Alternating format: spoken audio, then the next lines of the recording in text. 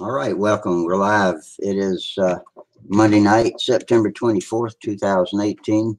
I'm Rusty, and this is the Stunthangar video hangout from Stunthangar Control Line Forums. So, welcome. And if you want to talk about aeromodeling, control line's our specialty, but we do every other kind, RC, even cars, boats, planes, trains, and automobiles.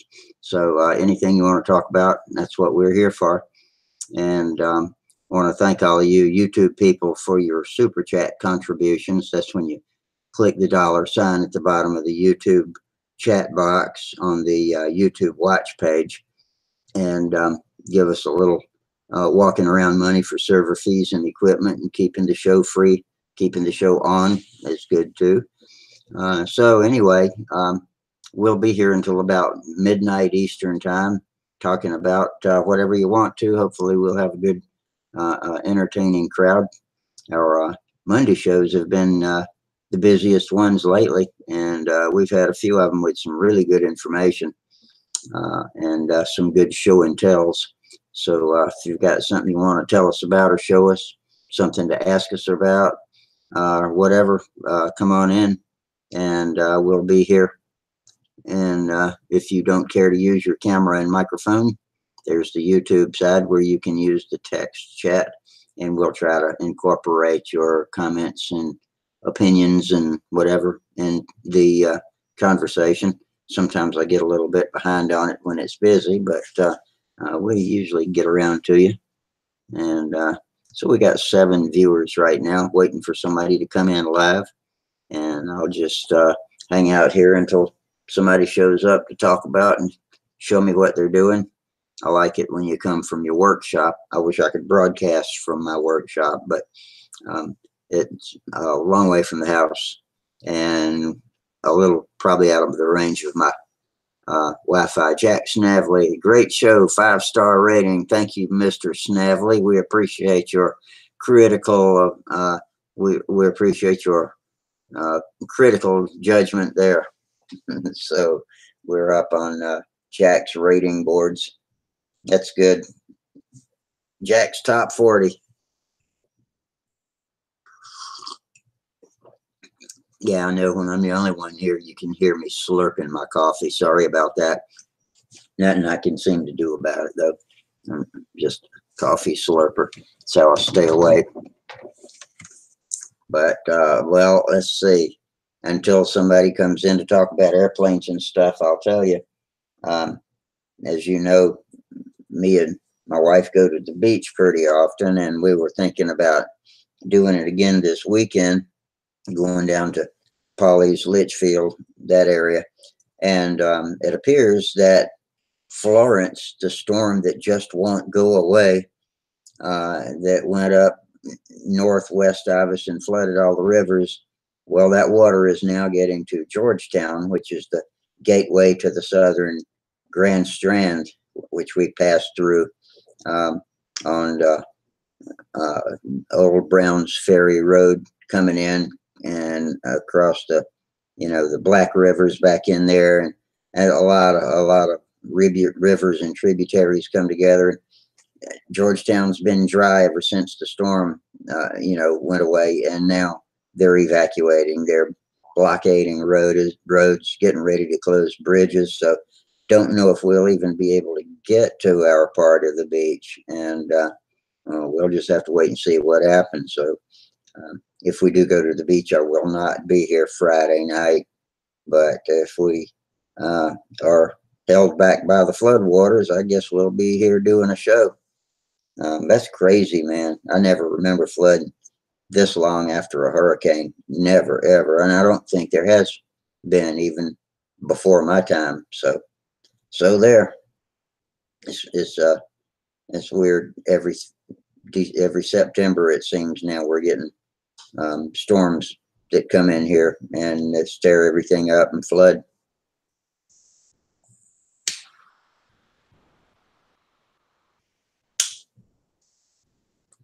But if that's the way it's going to be, that's the way it's going to be, because you can't do a damn thing about Mother Nature except just prepare the best you can. Columbia's okay now. You know, we had very little damage and flooding compared to everybody just a little bit north of us. We were just on the other side of the Lucky Line that divides where it got really wet, really flooded, to where we just gotten misty rain for and wind for 3 or 4 days. But anyway, airplanes. Let's talk about airplanes. Somebody come in here and tell me about what they've been doing in their aeromodeling this week. And hopefully our regular crew will start showing up before I screw my chair into the floor. 9 viewers on the YouTube side. Y'all do a roll call if you want to. I'm curious to see who's out there. I run into people all the time that say, "Oh, hey, I watch your show all the time," you know, but I prefer to not post, so I don't know. And we get several hundred views. But here comes a real aero modeler, Mr. Jamie Holford, ladies and gentlemen. How you doing tonight? I'm good. I'm good. I'm good. Good. Oh, and here, when it rains, it pours. Here comes Mr. Gerald Wimmer, ladies and gentlemen. Good evening. Hi, Rusty. Hi, Jamie. Hey. Now the old Twitter's looking pretty good there, Jamie. Oh yeah. Just doing some last-minute touch-ups on it. I've got Gorilla Glue on my fingers. Hang on a minute. I'll try and get the Gorilla Glue off. Yeah, is it the regular Gorilla Glue, the foamy stuff? The foamy stuff, yeah. Yeah, that's some wicked glue. It's great for fixing fractures and center sheeting and that kind of repair, because it really soaks in. Yeah, it's amazing stuff. I've used it to glue plywood bearers, or the bearers on the profile models, like on our Ringmasters. I've done all different sort of repair work with it, but you just got to have like a blade and start carving it away when it starts foaming everywhere. Yeah, it makes a real mess, but it does a great job. What about solvents and fuel? Do they eat it away? They don't affect it. Nothing affects it once it's dry. Only thing that does affect it very long term, I've noticed, is the UV. It crumbles. It's like when you use the those foam sprays to seal out drafts and stuff. Eventually, if you don't paint them, the UV attacks them and they crumble up. Like we call that foam spray. The brand we get here is called Great Stuff, and it's great for filling wide gaps. If you slap a door jamb up real fast and have gaps in between it or something like that, you can just seal it up. Oh yeah, spray it, walk away, check on it the next day, cut off the excess. You're good. Yeah, brilliant. You're not getting none of it on your clothes because it is done. You get any on your clothes, it is done. If you get any on your eyeglasses, it'll ruin them. If you've got any fancy surface coatings on them too. Always wear safety glasses and never wear your best eyeglasses when you use it. Oh, I just swapped over cameras. Oh, I've got it wrong a bit. Oh God, I thought that was the twister falling off the table for a second. I don't know if y'all can see it very well. See if I can click on it, make it big. See if I can move the box out the way so I can get this thing closer. And that doesn't look like it's ever been wrecked or repaired. That's beautiful. So you got my numbers put on it. I like them. I like that chrome. I put chrome numbers on my twister.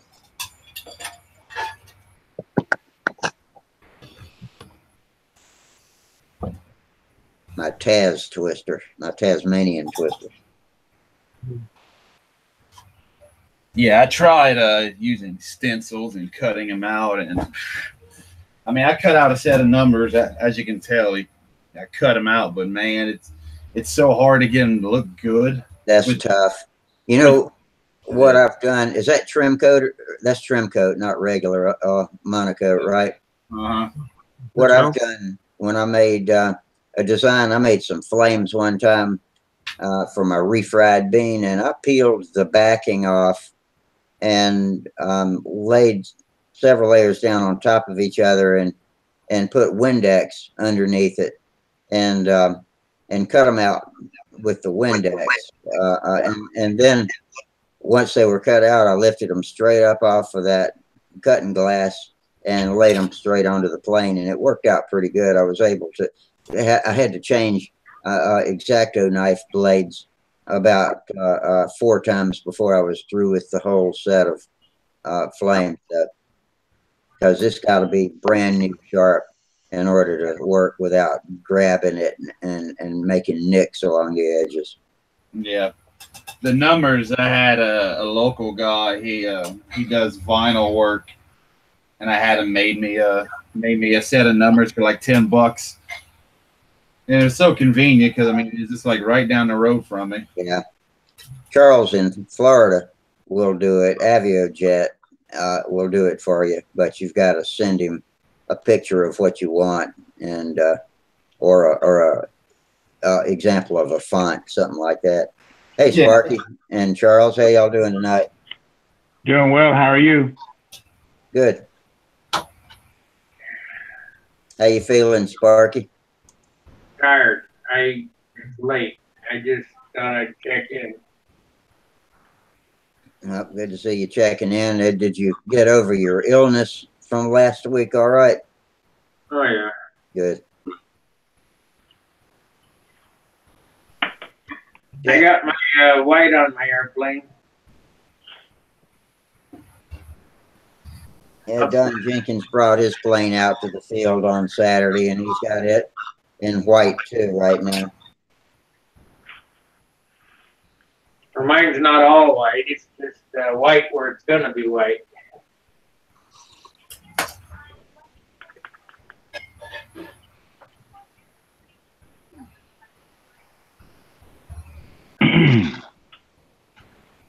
Hey, Rusty, I'm going to try to sign back in my garage. So I'll be back. Okay. There it is right there. Nice. Oh, yeah. Looking pretty sweet. 57 ounces right as it sits right here, so I don't have a whole lot of room for paint. Did you say 57 or 67? 57. 57. Good. Okay. Well,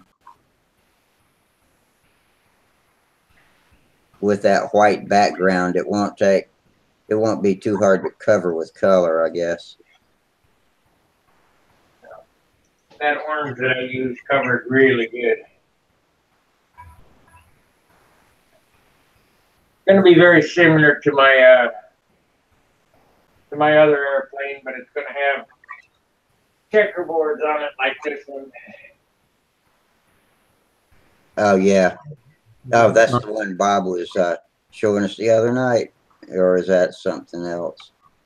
That's my one of my Vipers from 25 years ago. Yeah, that's a sharp scheme. It looks good. Checkerboard always looks nice. A nice way to finish a model.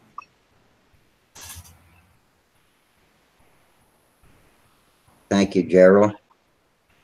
Okay. Well, thank you for doing the show, Rusty and Sparky. It's great meeting, spreading ideas, spreading enthusiasm. Yeah, that's what we're here for. Glad to do it. Well, thank me, because it's on Rusty, especially at this time of night. Yeah, I've been able to hang in there pretty good. I was just saying before y'all came on that I was planning to go to the beach this Friday. So if they did, I wouldn't have a show. But right now they're starting to close bridges down in that area because the flooding's moved into where I have to go through to get to my part of the beach. So I don't know if I'll be here or not, but I'll let y'all know later in the week. Sharks will come out of the sky and get you. Yep. The hurricane sucked the sharks up into the sky and drop back down into the water. Sharknado, yeah. we had some pretty poor spring weather. So we had a power cut just before you came on live on air. That threw me out. I didn't know if we had still have power. So if I suddenly drop out, you'll know we've had another power cut, and my modem I'll have to come back using my cell phone, either my cell phone to it, I suppose. I think it was just a day or so after the hurricane came through, and that night I was having trouble with power. But the next show that we had a bad thunderstorm, and I was blipping on and off and didn't know if we were going to get the show in. But the storm gave us a break. It went away for the show and came back after the show. So we just have got that terrible wintry weather hanging around. It's part of spring, and every time we've gone out flying the last few days, it's been blowing like 20 knots. One day we were flying, it was between 30 and 40 knots, and we just flew combat models. But we couldn't stop. When it settles down, it'll be nice, warm, and sunny down there. I'm looking forward to it. How long before you expect that kind of weather now? November, is that about when it gets to be predictably nice weather? Yeah, it improves in November, December, but it doesn't actually stabilize normally till January. Our best months are normally January, February, March, and then April it starts going into the autumn mode. A lot cooler, bad weather comes. Oh, thank you. Christmas, do you? Thank you, Frank. We just got another super chat. Thank you a lot, man. We appreciate that. Gerald, you never get white Christmases there, do you? Oh, no, sorry. No, not where I am. White Christmas is the northern hemisphere, and the snow is further south. So we did get hail on Christmas. I remember that. We had a thick layer of hail, and I took all these pictures saying, well, that's our white Christmas. Yeah, that's my idea of a white Christmas. Ice balls over everything and smashed windshields. We don't get the hail like they get in Australia. There they get the hailstones like golf balls or bigger. And an auntie of mine had her car written off by a hailstorm, and it just pulverized it. They really get some extreme weather. I suppose it's a large landmass they've got in Australia. They get the extremes of temperature and weather. Speaking of Australia, I hadn't seen our new member, Mark, come back yet. I forget his last name, but were you here the night our new Australian friend came in, Gerald? Yeah, I was here. Yeah, he was quite neat. He had a lot to share with us. It's quite neat because he sounded like he lives in the outback, and not unlike where I am in the country, and you don't see that many modelers, and you've really got to go out of your way to buy any hobby supplies. I think he was saying he was like 150 miles from Melbourne, I think it was. So it's a long trip in for him to catch up with other modelers or fly with other modelers. That's where Hangouts is great. Gives you that opportunity to mix with people when you've got the spare time. I just try and reserve that afternoon on a. Well, for me, it's the Tuesday afternoon. For you, it's Monday night. Yeah. If I'm not busy, I'll come on here, but Saturday's harder. I missed your Friday night show. My wife was home, and she had big spring cleaning ideas. And oh yeah, that's right. I remember your email said that it was on a spring cleaning binge. So. Yeah, I mowed the flying field. That was the best bit. But I wanted to make up some lines, some of these new Spectra lines. So I was making up lines just while it was getting dark. I was just trying to go like crazy so we could test out these new Spectra lines on Sundays, and just I made up. So both my son Otto was flying them, and my wife Alina was flying them, and they both liked them. But if you get the weights wrong and they're too draggy, they perform very well. But everything. Good night. Oh, good night. Good night, Sparky.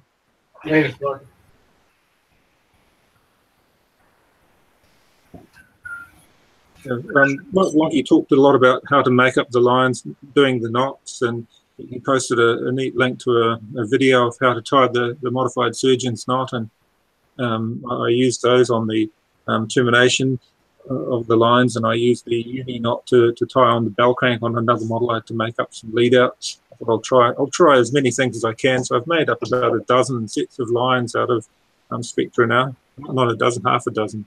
Yeah. But they've worked well. They're great for the kids. But while we were flying, there were all these kids marching around, and most of them could see the lines easily, being bright yellow. So they weren't tripping over the lines. But then this golden retriever came along. It was a nice dog, but it just got all tangled up in the lines. It had them all wound around its feet, and the lines weren't damaged. The dog wasn't damaged, and just untangled the lines, and everything carried on. And was they pretty easy to untangle? Yeah, they're actually, because they're hard to knot. They're not going to tangle as easy, and they're relatively soft. I imagine if there was tension on it, it would cut. But just lying on the ground like that, it wasn't really abrasive on the dog's legs.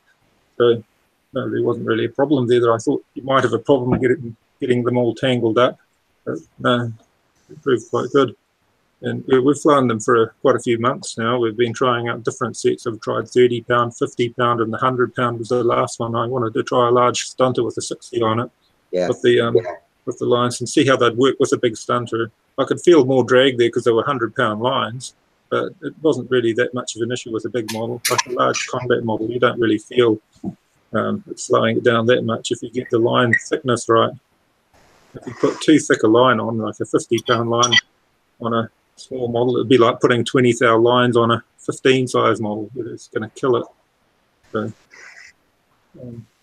it's just a matter of seeing what works and what doesn't, and taking the advice.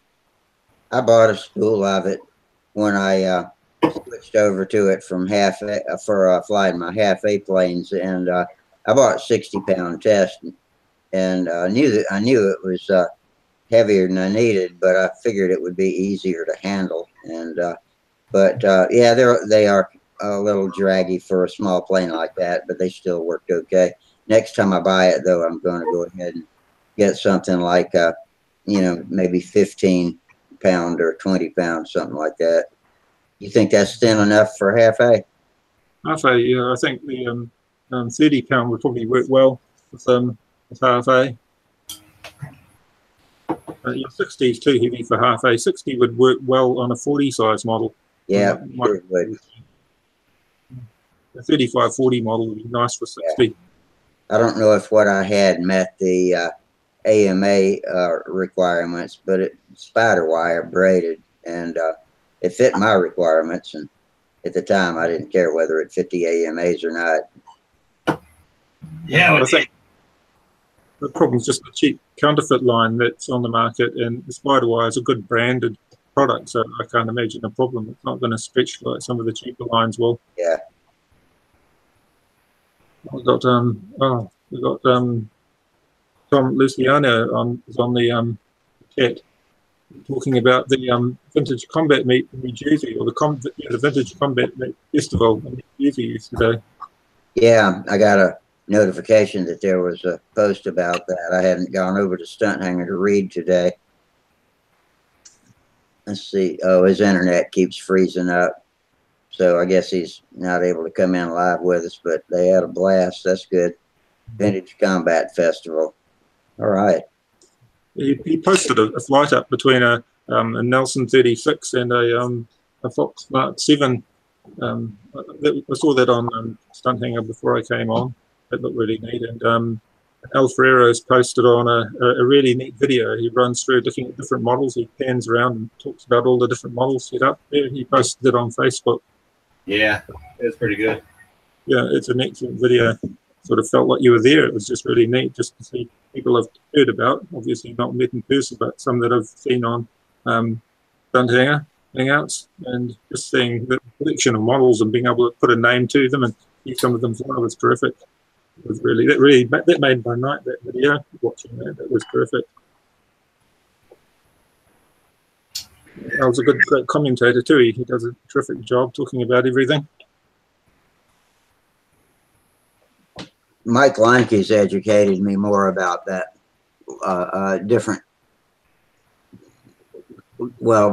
knots you can tie in lines using a drop cord. One night he was showing us how to do the modified surgeon's knot, and yeah, that's a good way to demonstrate it, because when you see somebody trying to do it like this, you can't really tell what they're doing. And that drop cord was great. You could see where all the wraps are supposed to go, and makes it seem a whole lot simpler to do. But the difference between the brands, and that was interesting too. So we've got a couple of shows that we ought to pull all of that information out of and put them in one video, just all glued together, edited together, so that we can have that to contribute to any discussions that might go on when they're coming up for a vote again. Yeah, I've tried to push a resolution through to allow their use here in New Zealand, and I've taken information that I've learned from Stunthangar. I've put together a chart that I think covers all the common weights of line that are available, and I might post it on Stunthangar just to see how it what people think about it anyway. But I've put my submissions in and I've had a lot of feedback already. People talking about the issues of tying the knots is something that puts people off. But once you get used to it, once you've made up like half a dozen sets of lines, it isn't too hard. You just get used to it. It's just like doing your line wraps with your copper and glue, your epoxy. It takes a while to get used to doing it, but once you're used to it, you don't really think about it. You just make them, don't you? Yep.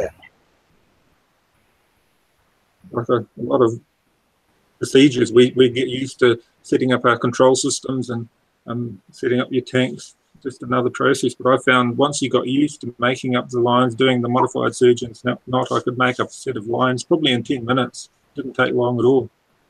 And just allowing enough thread helped.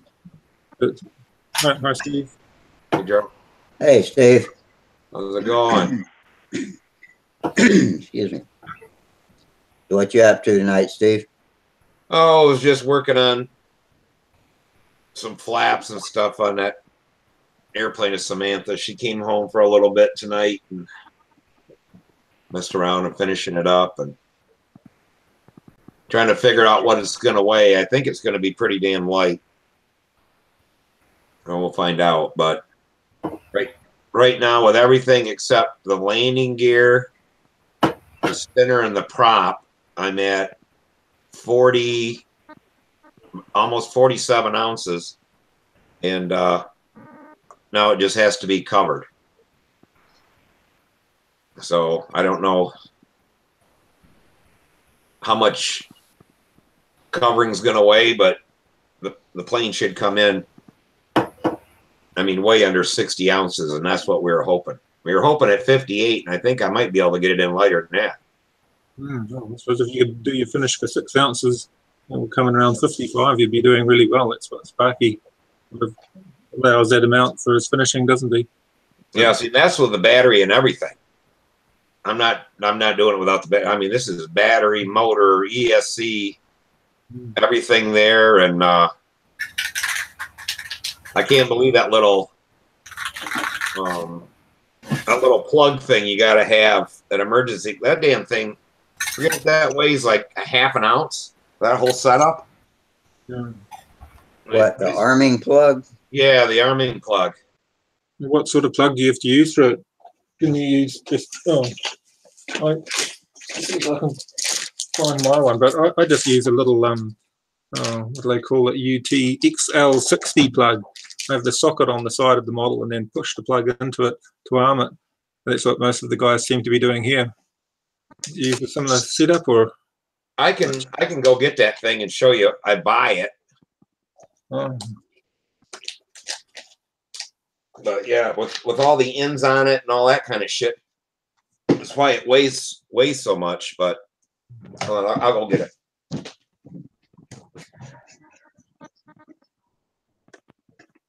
Well, with Bob coming in here with us lately, I've learned more about electric the past few shows than I ever knew before. Yeah, not only about the electric systems, but about the difference between an airframe for an electric and a globe. Yeah, you don't want to put it in a profile model, as what he was saying the other day. You want to put it in a specially built model so you can move the battery up and down, and EG right, not in the wrong places. That plus, the difference in, your nose length and all of that. Yep. Yeah, because they're so much lighter. He said, yeah, your motor is normally half the weight of a glow motor. Right. It's a big difference. So it involves re-engineering everything, really. Yeah, we've gone from the engine being the heaviest component on the plane to the lightest component almost on the plane. Doesn't bode well for warbirds, though. If you like a P-47 or a Corsair or a Hellcat, you have to hang the battery underneath the motor or something. Yeah. Really tricky. Yeah, this is that. Oh, yeah. Looks like a Dean's plug, but it's different. Yeah.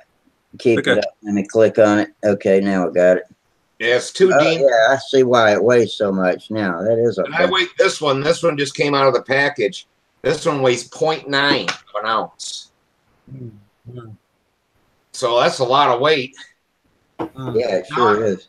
I'm kind of understanding why the guys from Europe, they just bring a wire out of the airplane and it goes back in, and they just use bullet connectors to connect a wire together. Yeah, I did that previously, but I didn't like you pulling at the wire and having a plug that you pull out of the side of the model just was more convenient. I didn't like the wires hanging out. I didn't think they looked good, especially on a scale model like the other one over there on the wall. It's only a little scale model, my Fury Firefly. I plug on that. It's coloured in. I'll grab it. Well, is there any regulations on what kind of connection you use to interrupt the battery circuit, as long as you have a complete open circuit when you pull the plug? Yeah, it has to cut off at the battery. It has to be before the controller. So my one's just a little plug that glued it in. It welded itself in there. Oh no, there it is. There's my little plug. Oh, okay, yeah. And then I just pop it back in there, and then my connection's made. Oh, okay. My battery is underneath the canopy here. It's underneath the floor. Oh, okay. That's kind of cool. I didn't even know you had an electric that you flew. Yeah, that one I flew it in scale, but it'll also fly stunt. It's quite a neat little model. It's quite capable. It was actually this one was a 600 can motor in it with 12 cells originally. And when I updated it to the brushless motor, it meant it actually had a stunt performance of reasonable worth, because it was built around NICADs. Oh, okay. 12-cell NICADs. But yeah, I built it years ago. And then my other stunt model hanging on the other wall, my other electric stunter, but they're both small models. They're both 3-cell models, not 4-cell model. Well, that's cool. But yeah, so I'm trying to think of a way to make an arming plug that's different. Now, with her Vector, it was a top-load battery. So we would put the battery all in and not use the arming plug. And then at the top of the hatch, the 2 pieces of wires were right there. So all she had to do was just reach down and plug it in. And then I'd throw the cover on it. She'd go out to the handle. When it landed, I'd just take the cover off and unplug it. And so that was the arming device. And some people said, oh, that really ain't an arming device. And I'm like, if the battery's unhooked, it can't do anything. So it breaks the circuit. It's armed or disarmed, Right. So the deal is that the plane can't be armed with no one holding on to it.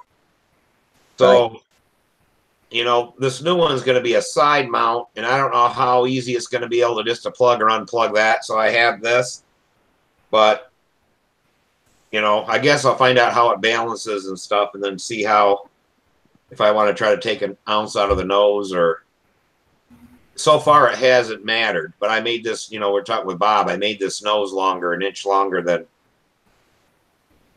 we did before, so we didn't have to add nose weight to it all the time. Yeah. We'll see how it balances out. we'll be able to figure it out one way or the other. Well, the thing with the arming plug is you're adding more resistance. You've got more connectors as well as weight. So that's the thing. I didn't like the idea of having to have it originally. I had my wires going out of the fuselage, my connector out of the fuselage, but as you built a more professional-looking model, you really had to have it mounted on the fuselage one way or another. And the XT60, you can get actually a surface mount plug. The female plug has got brackets on it so that you can mount it. You can screw it onto the side of the fuselage and then plug the male connector into it. So that made it very easy to do. Whereas the Dean's one looks like it's a little bit more tricky. I don't know if they've got mounts on the Dean's plugs themselves, or you have to epoxy go onto a firewall or something. Yeah. Yeah, this one, you know, comes with this damn little plastic base thing that it screws right on. You know, you put it through and it screws in there. That's what we used when we went to France. But where the battery connected up to that is where we had the problem when Samantha lost her flight. It burned up the neutral side of that that plug. It heated it up and it had no connecting power. You see, it was turned fairly dark. So, like you said, every time you add another plug thing, it's more resistance. Well, when that thing burned up, had she finished one flight and then it just suddenly wouldn't work for the next flight, or had she had trouble during the previous flight? We had like a little bit of a deal, and I thought that I didn't plug it in good or whatever, and went back and, you know, every time we changed the battery out, I'm like, well, maybe I didn't. I don't think I didn't push it in far enough, whatever, you know. And then finally it just failed. Yeah. But yeah, we had a little bit of thing, and what would happen too is that it would go, you know, it goes beep beep beep, and it would hesitate, but once it spun the propeller, it must have been enough energy. Current flows, it'll keep flowing probably. To keep that up, and then the thing would come on, and it's like, but finally it got to be to where it wouldn't. Then we tried to get her out there for the flight because we took a screwdriver and spread everything open, put it back together, and once it started running, it would hold the power there. It's just once you took it back apart, plugged it back in, it wouldn't work again. Yeah. So I went and soldered a new end on it, and we got through the deal. But yeah, so it's just, yeah, a lot of connections, a lot of damn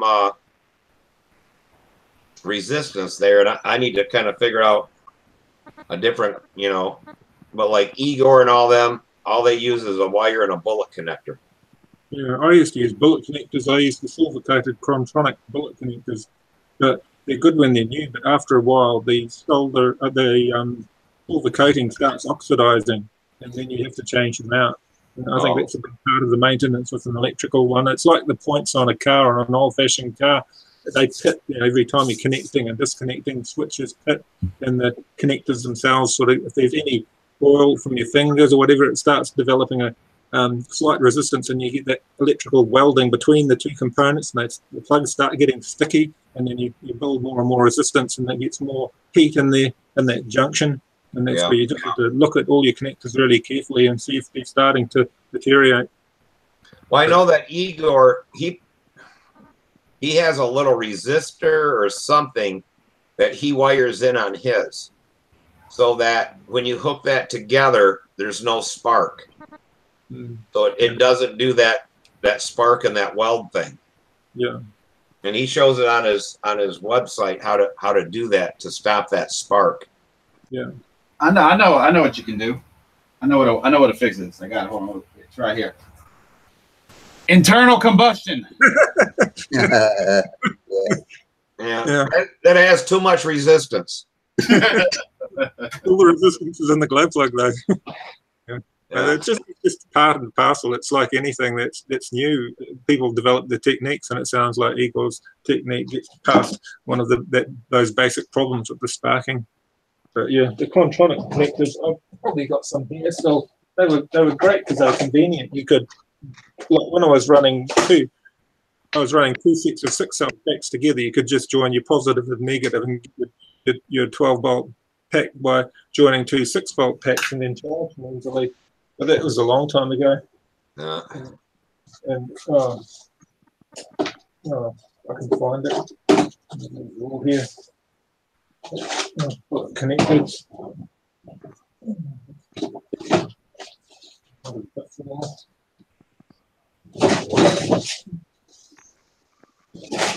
Jared Weimer, the mad scientist over there.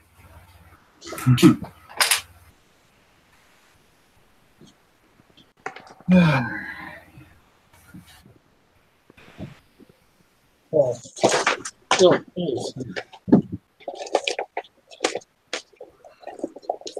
tell you what, if y'all ever paint with Rust-Oleum and you need to do touch-ups, just spray it right out the can, brush it on, and it just blends in beautifully. No. Yeah, because it doesn't dry real fast, so it'll lay out nice. Shit. And there I went, just touched my spot I just painted.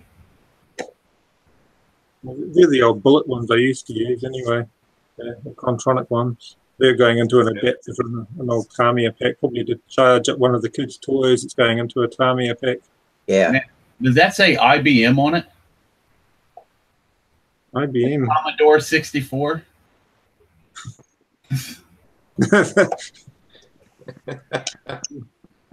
Yes, that old. Yeah, it locked in place. And then there's the Dean's ones, and I did a lot. What is it they call a Dean's plug? Was that what you just held up? Yeah, Dean's, like the key style one. Yeah, that's the Dean's. There's the female, there's the male. And then this other thing on here, I don't know. This is something different that you can buy and they hook together. But these things somehow clip in, but you could actually even use that for your connection outside the model. And they're a crimp-on, and I forget, like these are good for 90 amps. And how they're good for 90 amps, I don't know. But a lot of electronic stuff that at work, we're seeing more and more of them. Yeah. Because I know the XT60 ones are probably good for about 80 amps at the outside, but they do an XT90 for a heavier duty one that's a bit bigger again, and that was the style that's common here in New Zealand. Everybody seems to have gone to that style. That's the XT60 there. Yeah, it's the smaller one. Yeah, that's what failed on me was the pointy one. It lost its little spring or whatever to it. It took the spring out of it. Yeah. But yeah, so I don't know. I know that you got to have a special crimper to crimp them things together to put them together. But they say they're real good. I don't know, what it is, but yeah, I guess what I really need to do is put that anti-spark thing, wire that in, and then you wouldn't have that problem. Yeah, it sounds like a condenser you'd have in a car where it stops the arc occurring on your points. It must be something that it's just stopping that. Or a diode or something. I don't know. I'd have to look at it and think about it. Yeah, you have to look. It's just wired. It's a resistor or something that goes across, spans like the solder point on a wire up in there by the ESC, and it just spans that. And somehow when you plug it in, that resistor must take that quick charge or something, or does something to eliminate the spark, but it doesn't. Probably a diode. No, a diode.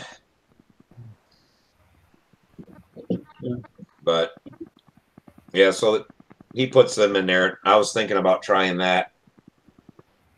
I'll have to get on there and look a little bit more. And I hate soldering. Every time you solder, then you'd have a bad solder joint and all that kind of stuff. And yeah, I hate soldering too. I hate soldering up fuel tanks, and my soldering gun. it was starting to cause more and more damage because it wouldn't put the heat in there quickly enough. And I've got another 100-watt one, but I have my soldering gun was really convenient. This takes a long time to use, and it's not any good for electrical work. I've got a little 25-watt antique soldering. It is quite enough to be good at soldering. I bought a butane torch that's got screw-in soldering tips, thinking that it would be ideal for soldering tanks and things that took a lot of horsepower, but I was wrong. It doesn't have near the horsepower I expected, and I ended up going back to my old dual heat Weller gun, which is I think 275 on the low side and 325 or 350 on the high side, and it's got plenty of horsepower. It'll really throw some heat and keep on. It doesn't let the heat get sunk out of it while you're in the middle of a soldering job. It keeps putting it in. So that's about as good as you can do as one of those Weller dual heat guns. I bought, well, when my dad died, my mom, you know, gave me and my brother some tools and stuff like that, you know, and I got his old soldering gun, and it was a Weller, and it's that one that you have. It had that hard-ass plastic black case to it. Bakelite, yeah. Bakelite case. It's all busted up, too. It's got tape wrapped around it. This thing's like brand new. Still in the box. My dad will always, you know, put everything back and all that kind of stuff. Well, look at Jamie's window. He's got it right there. Yeah. Oh, you see. Yeah. So I gave it to my brother because he wanted something my dad's, and he wanted to do some soldering or whatever. So it's like, here you go, you know. He deserves stuff too, so. Yeah, you can't get a better gun than that. So I give him that. So then I go to Home Depot and I buy the same thing and the same wattage and stuff. The damn thing lasted 2 soldering jobs and burn up. Was it the same brand? Yeah, so I went back to Home Depot. They don't even carry it there anymore. And it's like, well, that really sucks. Well, I went to the electronics wholesaler, and they had the other Weller, the next size up, that goes to 400 and something. This thing's massive. But I tell you what, now that thing will pour some heat to something. That the only thing I don't like about it is that the old gun was low then high. The new ones are high then low to drop it down. But I don't know. The new one works. It'll really pour the heat to it. But well, that one that quit working after a couple of uses, was that a Weller or was that another brand? It was a Weller. Oh, really? Yeah. Well, you do know, let me tell you one thing about those Weller guns is every time you use it, you have to take a 7/16 wrench and tighten those nuts, even if they don't feel like they're turning, that hold the tip into the gun. And if you don't, then it won't make heat. You've got, and they won't seem loose, and you won't feel them turn. But if you just cinch them down with a wrench before you use it every time, then it'll work. Well, that might be all that was wrong with yours if you didn't do that. No, I didn't do it. Well, the one my dad had, I never did, but his had like curved ends, and it went through there. Then the screw went in to lock it in. Yeah, like mine. You're straight, and they just slide in. So they go in different. It's easier to put the things in or whatever. Yeah. But yeah, mine's got the little L bends on the ends of it. I'll tell you what. A buddy of mine from Hobby King bought a soldering station, and I don't know, it's got a thing about that big with a knob on it, and it comes with all these different tips, and that thing will pour the coal to something. I mean, you can go from hardly with a small tip and hardly anything to a great big tip and crank that thing up. Now that thing will solder tanks and everything else, and it's just a little pencil type deal.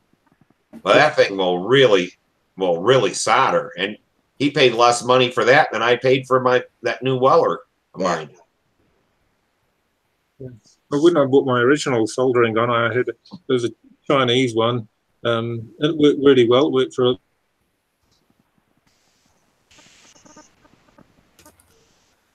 Oh, Gerald froze up. Yeah, he sure did. Gerald is frozen. Nope. Yeah, he completely froze. Yeah, like this one got a cutting tip, a smoothing tip, Allen wrench, some solder, and it's just got the little Allen. Yeah, that's what he's talking about now. In that style, you gotta make sure them are tight. Yeah, it's like I used it a few times, and that's the first time I checked it. I mean, they were tight, but I haven't. I mean, I only use it to solder tank brackets on tanks. That's about it. Is Steve frozen too? No, No. Steve's moving. Okay. What Steve? What's that? Okay, I was checking to make sure you were still with us. Yeah. Froze up.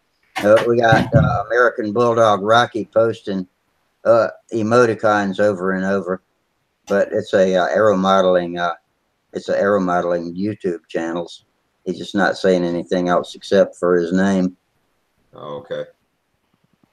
Hey, Bulldog, say something other than an emoticon.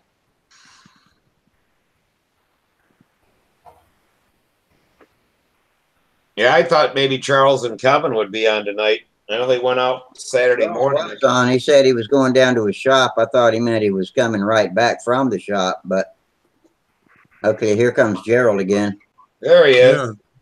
Yeah, power cut and I'd lost the modem. I was about to hook my phone up, but the power came back on again. Had the government monitoring you there for a minute. It was just bad weather. We've got spring storms, and that's nothing that interesting. American Bulldog Rocky says, "Hi guys." Hey Bulldog, what's happening? I went and looked at his website. It looks like an aeromodeling website. Okay. Hopefully one of our brothers from other mothers. So, have you flown that since it's went in? Oh yeah, I flew it last weekend. I didn't get to fly it this past weekend, but I flew it last weekend. Only got one flight on it, but I mean it's like nothing, like it never crashed at all. Cool. Good. Yeah. I got lucky. Looking nice again. Yeah, I got my numbers on it. Just getting it last little touch-ups before I leave Thursday to go to Tulsa. Okay. How long does it take you to get there? 8.5 hours. Oh man. A long drive. Nah, that ain't nothing. You want to know a good kicker to all that? It's really crack you up. When I come back Monday, I got the option of either leaving Monday night or early Tuesday morning and driving straight to Corpus Christi. So that's another 7 hours, and that's for work. Wow. Yeah, so 8.5 hours drive back down south, pack my bag for work. It didn't drive another 7 hours. You gonna be there all week then, or? Yeah. So I'm going to be Tulsa from Thursday to Monday. I mean, with the weather and this past weekend and just with other stuff going on, nobody went fly that I know of. Well, one thing about going to Tulsa, you may have to bring floats for your airplane. Fucking everybody there in the lower Midwest or whatever, Southwest, it ain't really real South, but man, they may get hammered with the rain. Yeah, I mean, they're calling for like a light percentage this coming weekend. I mean, that was when I checked it this morning. I mean, as the other day, it was showing it was going to be lows in the 50s and highs in the 60s and whatnot. Now it's changed to like highs in the 70s and whatnot. So ain't no telling. I'm probably the only guy in the world that would clean paint off his hands with acetone straight on my hands. I do that all the time too. It's not good. But That's my favorite solvent for cleaning up. Nice and cold and gone. My son says it's pretty safe stuff. Yeah. Whatever you do, just don't use methanol to clean your hands. Yeah. No. Let me tell you a funny story. Yeah, you don't want to get exposed to methanol very much. Probably a few months ago, it was me, Steve Miet, and John Blanchard were flying, and we got what we were doing. We think we were trying to run one of their planes. I can't remember. Can't remember exactly what it was, but I had the fuel pump thingamajig full of fuel in my hand. And actually, it was mine, and that's whenever I was flying the primary force, so I had like full 5 ounces in it. So I mean, it was completely full. So I'm doing something with them holding something with the plane, and Steve backs up and knocks the plunger out the thing, and it pours all dead on my foot, all over my shoe. You know how cold 1022 gets? Oh yeah, it gets pretty cold and then it gets pretty hot. Yeah. I always bore a hole through mine right at the very top and put a screw in sideways so you can't pull the plunger out by accident. That comes back from the my bladder flying half A days, so that the if your thumb slipped off pushing that, and the bladder wouldn't blow the plunger back out of it. And I've carried it over to my stunt syringes too. Might as well. Yeah, my buddy Dick there, he makes a little plastic top that goes down over it, and then 2 screws go in so it can't pop out of there somehow. Oh yeah, Jim Lee makes it like that, a plastic top that goes over it. But just my redneck way of doing it with the cheap syringes is just to bore a hole in the side and run a machine screw in. Yeah, it all works. Like 7 ounce or 8 ounce and be done with it, instead of a 5. Yeah. Where do you get those large syringes? An 8 ounce syringe from a vet or somewhere? Haven't seen them for sale anywhere that big. I was watching one of Wendy's videos yesterday, and Dove Jet had a big, massive plunger that Wendy was using. Oh yeah, big plunger. I have to looking at something like that. I mean, don't get me wrong. I use the Brodak 5 ounce. I mean, it works fine. It's just if I want to top off my tank. I mean, yeah, it's only another 1/4 ounce, but still. Say like if I moved to a bigger. Yeah, you don't have to unscrew the can, pull some more out, and all that stuff. Walk back and forth. Say like a bigger plane. Say like with that impact. I don't know how big of a tank that thing has. Yeah, I promise you, it ain't 4 ounces. It might be a 7 ounce tank or 8 ounce tank. I don't know, whatever them big road jets and PAs run. Those is that what you got next to work on? Is a impact? Well, I mean, I got it. I don't actually have it here with me. It's already built. Oh, okay. Hey, we got a top Brent just signed in from Ogden, UT. What's UT? So, no, is that Utah? UT? Yeah, Utah. Is that Utah? Okay, from Ogden, Utah. Sorry, Brent. But anyway, yeah, he says he's watching tonight while he's converting his 39.5 ounce Gieske Nobler to electric. Well, what's it going to weigh when you get it converted, Brent? Is that what it did weigh before? Yeah, Utah. We're right. We're not as dumb as I look. I didn't know where UT was. Come to think of it, Utah. Yeah. You see, I hope that front actually does better, like it was showing last week than what it's doing. Looking now, like up there, it's showing like Thursday's high 76, low 58. Perfect. Friday, high 81, low 64, 10% chance of rain. Saturday, high 81, low 65, 50% chance of rain. Sunday, high 82, low 67. Why can't it just drop back down to the 70s? But I tell you what, it probably feel a lot better than what it does over here right now. You guys still up in the 80s? In the 90s, man. We were had a heat index of like almost 110 the other day. Now we've been in the 80s for a high temperature the past couple of days. Phew, not us. 95. It finally dropped here. It was only 60 something degrees. Yeah, that's where we are right now. 60 around that. And then it got up to 71 today. So I mean, this don't really bother me with I mean, this is just a projected forecast, and it's still 6 days away. Go to NOAA for the most accurate forecast and zero in on the field's location if you want the most likely correct forecast. What I found out 6 days out is usually the opposite of what they forecast. Yeah. Very hard to get them that long range. Yeah. Yeah, they don't know the exact speeds that fronts are going to be moving at different times of the day. And it's just too many variables. We just hadn't got there yet. Yeah, I mean, it's calling for wind in between 10 and 15 miles an hour Saturday and Sunday, which that don't bother me. I don't mind flying in the wind. That don't scare me no more, you know. Okay, Brent says his plane weighed that 39.5 ounces while it was glow, and with a Brodak 40 and a Werwage 10-inch prop. And now let's see. Yeah, and he is putting a 2820 Cobra 4-cell Thunder Power 2800 Cuban timer. And I don't know the meaning of all of it, but y'all do. So. Yeah, that makes sense. Yeah. It'll probably come out about the same weight as the plane with fuel in it, is about how it figures out. Yeah.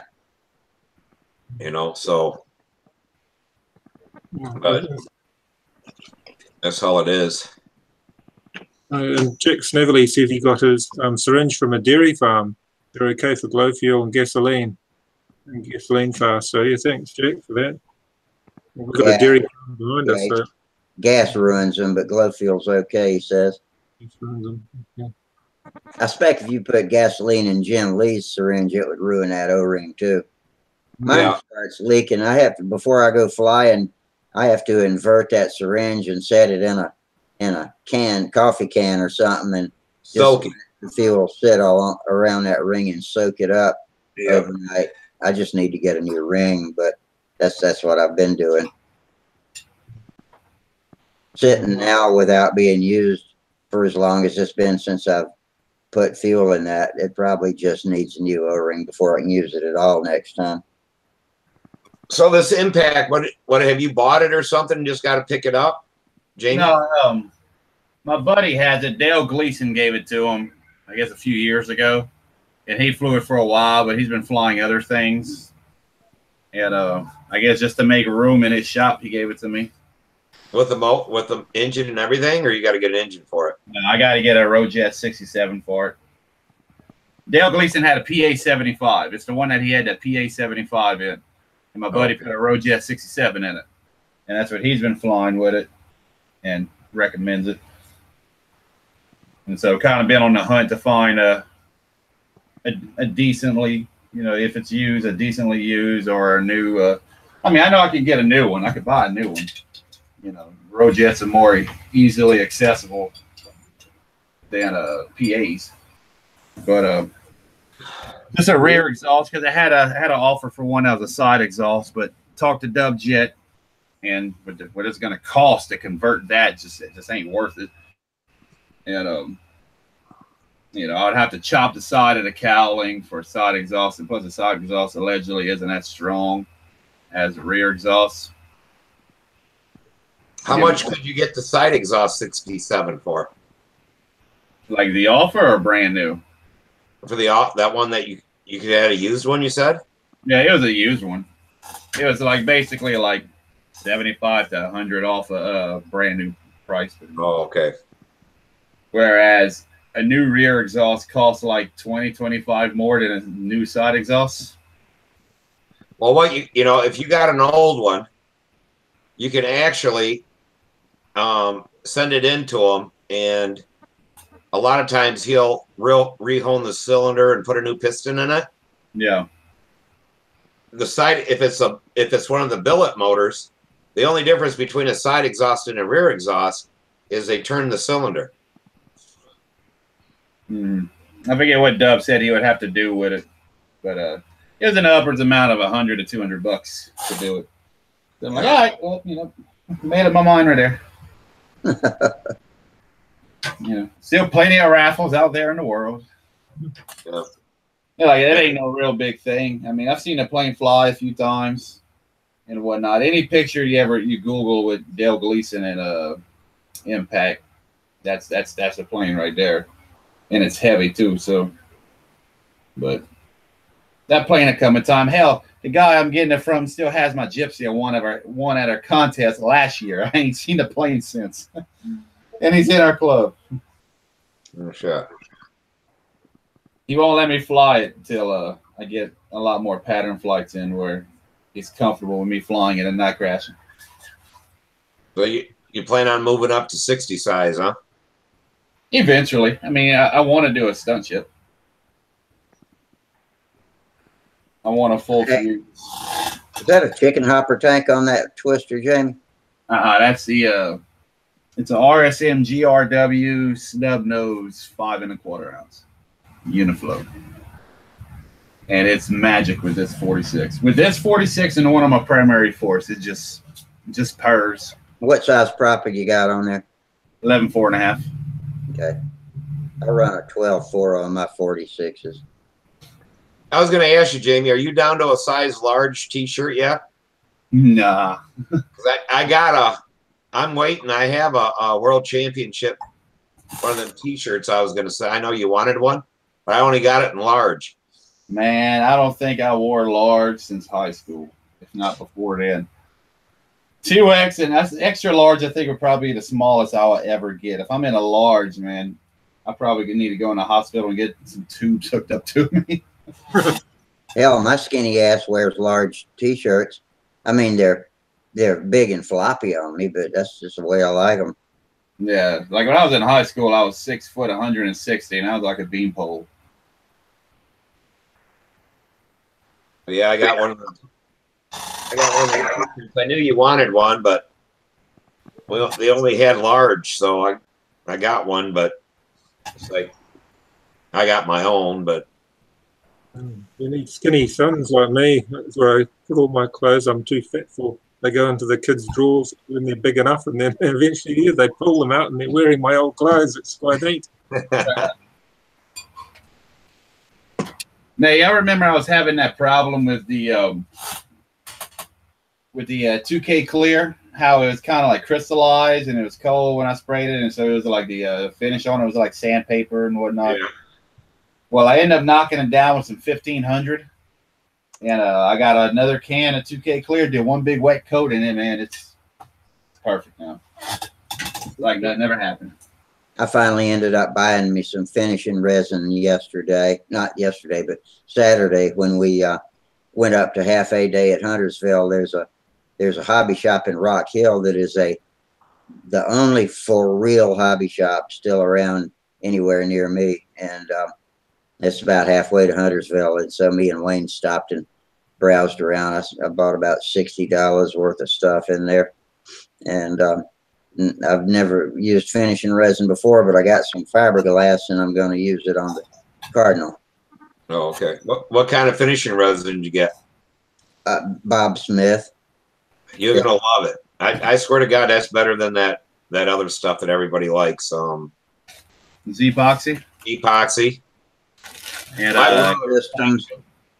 brother would never use it, and come over here, and that's all I had, and we used it. He goes, "Oh my God!" He goes, "I can't believe how much better that sands than Z-Epoxy."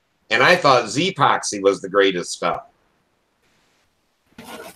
Depends on who you talk to. I think you're gonna love it. Good. Now it's relabeled with the hobby shop's name on it, but if you look at the back of it, it says Bob Smith Industries. Yeah. That's where all their CA. I bought a couple of bottles of CA too, and it's their hobby shop label, but Bob Smith on the back. So you like that K2 stuff, Jamie? That 2K Clear? 2K Clear? Yeah, I mean this is the first time I really used it. I have a brand new can of the reducer if you want it. What does a reducer do? Thins it out a little bit when you spray it. Because what they're saying is that it's made to brush on, and that's how we used it. I never did spray it. And I forget what that damn little can of reducer costs, but I have one if you want it. Is that different from thinner? Yeah, thinner. Yeah, because I use the aerosol, and somebody had posted in Stunthangar a little formula or whatever on how to do it. Like you spray, you fog it on, you do a 1 fog coat, you wait about 10 or so minutes, fog on another coat, wait 10 or so minutes, and you come back with 1 big wet coat and leave it alone. And that's what I did the first time on this thing before I crashed it, and it came out nice. Now, it would have came out a lot better if I would actually filled in the wood with some sanding sealer or something, because I mean, you can see all the grains and everything. Yeah. There, you know. Or even if I would have took paper. the actual process, you know, to make the fuselage nice to where, you know, all the grains would be filled in and whatnot, you know, it would have came out 10 times better. But I mean, it would probably came out heavier. But so I mean, just for a twister, it don't need to be. Right. You don't need none of that done on it, you know, for a twister. You just need it sealed from fuel. Yeah, and you know what I did? I didn't put nothing on it. I just shot it with Rust-Oleum, just straight Rust-Oleum. Got it on there. Too many extra steps will just add too much weight. That's what Sparky will tell you, I'm sure. You just want to have your colour and then something to fuel proof it, so you're not putting on weight through all fuel. But it seems to be the thing that always kills models in the long term if they don't get smashed up. It's the fuel soaks in. It's the electric, that big advantage. You don't need anything like the finishing on them. You just have to give them a colour, and that's it. Only thing is when somebody comes along with the oily fingers, been flying their glow models, and then sticks it all over your electric model, then you get a bit peeved off. I don't know if you've had that, Steve, but yeah, I've done it. Oh yeah. I mean, this thing shouldn't have no problem being fuel soaked at all with them. I mean, I don't have that many coats of blue on it. Maybe like 2 coats of blue, and then after I crash it. I mean, before I crash it, you know, I sprayed a couple of coats of blue, then hit it with the clear, did when I crashed it, repainted some. I didn't repaint the whole thing. I only like masked off what needed to be redone, sprayed it, and then it's got a few more coats of clear on it, so it should be good. Yeah. And yeah, if you want that can of stuff, send me your email or whatever with your send me an email with address and stuff, and I'll throw that in the. I'll throw it in the. I really can't throw it in the mail because it's flammable. That's good. I mean, I don't really need. I don't know what I would use it for, honestly. Well, from the guys who used it here, they say it comes out so much better that it makes the wet coat flow out nicer, and you put less on it. Yeah, looks nice. Yeah. Oh, but I mean, you would use that like to thin it, like if I was going to spray it out of a gun and whatnot. Yeah, how are you spraying it out? Out of a aerosol can. Oh, you can buy that stuff in an aerosol can? Yeah. Well, I didn't know that. We bought ours, and so it's already pre-thinned. Oh yeah, it's 2-part. Yeah, you shake it up real good for a couple of minutes, and then you take that got a little part on top of the cap. You stick it at the bottom. You pop it. You shake it up. That kind, yeah. Yep. And if you take and put that in the refrigerator, it'll last over a month. Allegedly, I've used it.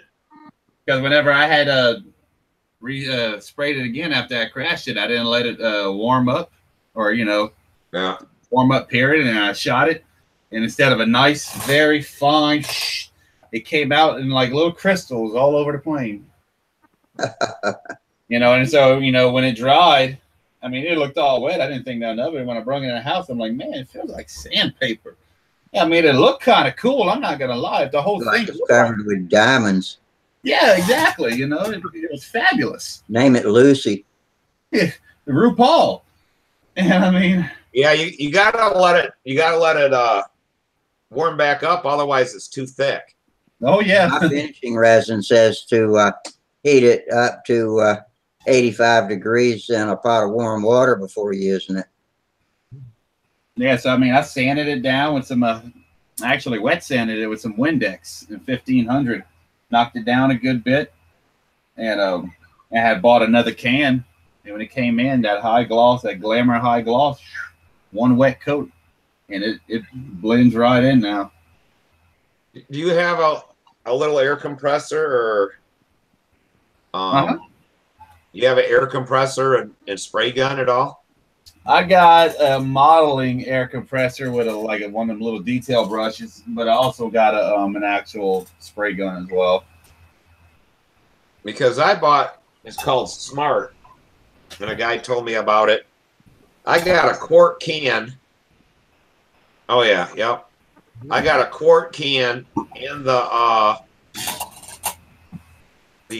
hardener, or the 2-part to it, and I forget, it was $20 compared to that 2K, which I paid $12 for just a spray can. Yeah, well, I mean, that 2K clear in the rattle can, it's like on average $20 now. Oh, is it really? That's what I've seen when I search for it. Yeah. Wow. It varies between 19 to 25, depending where you get it. But the last 2 cans I bought from this one guy on eBay, three days it's here, and that's coming from like Connecticut or something. But you probably have a body shop supply house around where you're at. All these body shops got to have a supply place. Most of them carry that 2K clear. I just run to this Jim White's here and go in there and buy one, and it's a lot cheaper than what it is on eBay and shit. Mm-hmm. Now, I mean, I searched all around my town, and ain't nobody carrying. I wanted these Spray Max 2K. Right? Did you go to an actual body shop wholesaler? I don't think we have one in town, to be honest with you. You have them. We got 3 of them here in this town, but nobody knows about them because they're wholesale. But if you go in there, they'll sell you stuff. Yeah. I mean, unless you consider like Napa, No. Now you'd have to find somebody who works at and my buddy works at a body shop. He sprays cars for a living, so he knows where they're all at. And actually, I guess there's a 4th one that sells a different brand, but they don't use that one as much. But there's 3 of them around us, and yeah, just run in there and hell, they sell you. They help you out. You can buy sandpaper, the good sandpaper, primer, anything you want to buy. It'd be like the same place that sells DuPont. If you found out what wholesalers sold DuPont, they'd sell that 2K clear. You reckon Napa sells that stuff? No, I went in there and they don't. Yeah. I've got 3 auto body places around us that sell it, like Spray Store and Car Colors, and just automotive ones I've used because I've done restoration work. But another one before I got to do automotive restoration was Marine Supplies. They often have a really good selection of resins and glasses for the people into their boats doing the maintenance work, and the Marine Supplies often have the resin and hardener in a different ratio to what you might find in an auto body store. But they have all the micro balloons and fillers, the glue fillers, all of that. If you've got any sort of marine outfit that deals with repair work and stuff, you'll be able to get it there. You're also with the little fittings. Got quite a bit of those since I'm only about an hour and a half from the Gulf. Speaking of fillers, Jack Snavely says he can sometimes uses balsa wood dust and cleared up for a thinner and sealer. I've used talcum powder and the clear Minwax, not polyurethane, but the what's it called? It's the water-based polyurethane. Well, if you get on eBay and look up Flume Silica, and back when I worked at Guardsman, and we used that as a filler, and it come in about a 4-foot bag that was about so big around, and when you cut it, it expanded like 10 times. That shit come out of there like a worm. Oh crap! And the whole bag we used to just throw because they weighed nothing. Yeah. And Flume Silica is the lightest filler you can get, and we always mix that with epoxy. Is that like micro balloons? It's about 1/10 of the weight of micro balloons. Really? And they don't weigh much either.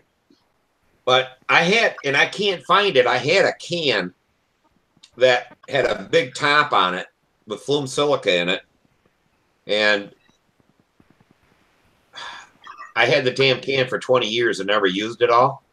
Because, I mean, this stuff will really thicken anything that you want to thicken. And it works great for filling. You can mix it with dope and put it on there and sand it off, and it'll really fill. But it was used for sag, is what we called it when we made paint that was, you know, for refrigerators and stuff like that. And back in the day, everything was hand sprayed. And that would stop the sag if you put a little bit too much on, so it didn't run. You can still run it, but it'd keep it from sagging. I don't know if you ever seen paint that sagged but didn't run. So it was put in there for the sag rating, because once you put that in there and thicken it up, it's like it doesn't move. That 2-part, that blue epoxy superfill. All superfill is epoxy with flume silica in it. That's why it's so light. That was what we always did by hand, was mix that in to epoxy and made the same stuff. But it's so much easier just to buy it in the 2 parts and mix it together. But that's flume silica in superfill. So, but you can buy it on eBay. You can get a bag of it for $10, $12. If it's lead light, I can probably ship it from the US to New Zealand cheaply if it's lead light. If you put a little kid's helium balloon on it, it would carry it over on the jet stream. Yeah.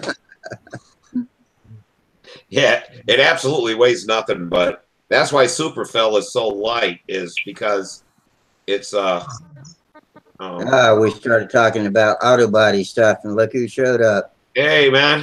Hey, Al. How you doing tonight? Hey, I watched your video, but there was I put a like on it, but I wanted to put a comment in there to thank you for the video there, the combat. There in New Jersey. The live feed? Yeah, but after it was done is when I watched it, but it wouldn't allow you to put a comment in there. No, I don't know why. You still can comment. I tried and I couldn't, so I hit a like on it. But every time I hit comment, it came up with a bunch of these emoji faces, and it wouldn't let me write anything. I could put like an emoji face in, or because I know people are still commenting on it. You know. Oh, maybe I was watching it live and didn't realize it. I think if you go over and to the bottom right of the whole video screen, if you're on a phone, and then scroll, I think it's down there hidden somewhere. Oh. It's on. Yeah. Are you doing it on a phone or on the computer? I was on a phone. Okay, well, that's usually easier, you know. But Facebook sort of works easier on a phone. Yeah, I was watching it Facebook on whatever. Yeah. It wasn't the Pampa site, whatever site it was on. Mm-hmm. Yeah, I was watching that. That was too cool, man. Yeah, no, we had a great time. The weather was like fantastic, and I can't believe how many people you had there. Holy shit! I mean, we had more in the past. You know, we had more. I told my brother, I said, you you got to get on there. I said they do this stunt thing with combat jets. Yeah, that was new this year. That was Tom Luciano just put up some videos of guys doing it. I mean, I did it, but I just. It's not my thing, so I went through the pattern and I just used my speed limit combat plane. Familiar with all the guys having fun. I said, you know what? That'll bring more people into these combat matches and stuff. Just to have some fun. And the one guy was just flying, flew electric stunt, and he was flying a flight streak with a Mark 6 on it. And it was doing it, and he kept on. He did it several times. He really liked doing it. He's getting competitive. Yeah. Actually, he was winning until Tom Luciano did the stunt with his Super Satan going at 118 miles an hour, and then that was like we couldn't believe it. But the object is, I don't know, did you guys get to know the rules that we dreamed up? You know, that it's pretty cool. It's like there's no, you know, it's a speed pattern event. I'm like, yes. Yeah. It has to be, the pattern's not judged, but it has to be recognizable. Oh, okay. You know, so the pattern's not judged, has to be recognizable. So, and it starts from a hand signal. So when you give your hand signal and you start your wing over, that's when the stopwatch starts. Oh, okay. And then you go through, you know, each maneuver, and there's only one lap required in between the maneuvers. You know, like so. Yeah, you couldn't judge it because it goes so damn fast. Yeah, right. Scores. So, but I mean, it has to be recognized. You see, the guys did a great. Guys were doing some really nice stuff. But so after you do your wing over, you go around, you go right into your 3 loops, and then instead of doing 6 inverted, you do 4 inverted. You know, they cut out. That's like really hard to do inverted going that fast. Yeah, I bet. And then you do your 3 outsides. Then you come around once and you start your squares. You know, you square insides. You come around once again and you do your square outsides, and you know you keep on doing that. And except for the overhead 8, you got to go around 1.5 times. You know, and then it ends after you do your clover at the top of the wing over at the clover where it normally ends, and that's where they stop the watch. And it's just something new to have fun, and guys were, you know. That sounds like big fun. I'd love to do that. Yeah, that was pretty cool. I like that. I'm like, wow, come up with something new, and everybody was having fun. Oh yeah, now in flight, you know, the guy that Flight Streak did was fantastic. Those planes are great for stuff like that. Yeah, you know, and so it was. Then we there was a lot of vintage, unique vehicles out there. I mean, airplanes out there. We were combat. What the heck is it? Count Clippers. You know, we were flying. Like a double triangle looking one. They had a triangle wing and the tail kind of met with it, and 2 beams came out. Which there's a bunch of them like that. Oh, is there? With the Count Clipper or which one? You mean there's the half-fast, that's a triangle, and there's a wow, that's a triangle. The double diamond one was the double diamond, wasn't it, Daryl? Double diamond. Oh, the double diamond, the one that the purple one? Yeah. Yeah. Oh, I didn't see you fly it. I just seen you. They were up on the fence, and you were showing them once. Double diamond. I had the double diamond. Bless you. The double diamond with missile can. Yeah. Yep. Yeah. Yeah. Well, actually, that I got. That's Jim Vergani. You met Jim at the Brodak. The guy with the stalker. That's his design, and we flew it at Brodak too. Oh, okay. That's a cool looking airplane. Oh, and it flies great. And I built after we did Rusty's engine. I had an engine on the double diamond, but I didn't like the way it performed. I couldn't get it over 118, so I did another engine for it. And this year I got it up to 122. You know, I wanted to break 120 with it, you know, for Jim. And so I was able to do it. We had great weather, so the speeds were up this year. You know, last year we had horrible weather and the speeds were way down. You know, so. Okay. But yeah, no, that double diamond flies great. It grooves really good, and you could see on Stunthangar they posted my speed run with it, and you could see I'm flying all level, and then like halfway through I'll go up and do a couple loops and figure 8s, overhead 8s, and then bring it back down again, and then try level it out, trying to, because for some reason after you do that they always seem to pick up speed and try it again. But that's a great flying plane, and Jim just he's rebuilding all his planes that he designed when he was a kid. Oh, okay. So he has the double diamond, and he just built one, and you'll see it on the Able. That it was white and green. He did the first flight for that. Then he has a fuselage plane, Up and Atom. You know, so he has 3 of them, and you'll see one was flown. Tom Schaefer flew one, but there was you know, we had everything. We even put on a fast combat match. We had 2 guys, you know, with the model, with a Mark 7 against the Nelson 36 in the same type of plane. I need to go let the dog out, and I got to check for skunks before I do it because she attacked a skunk last night. Oh wow! Yeah. Rusty's vanished off the scene. Hello, Stephen. I'm back. Oh, you're back. Okay.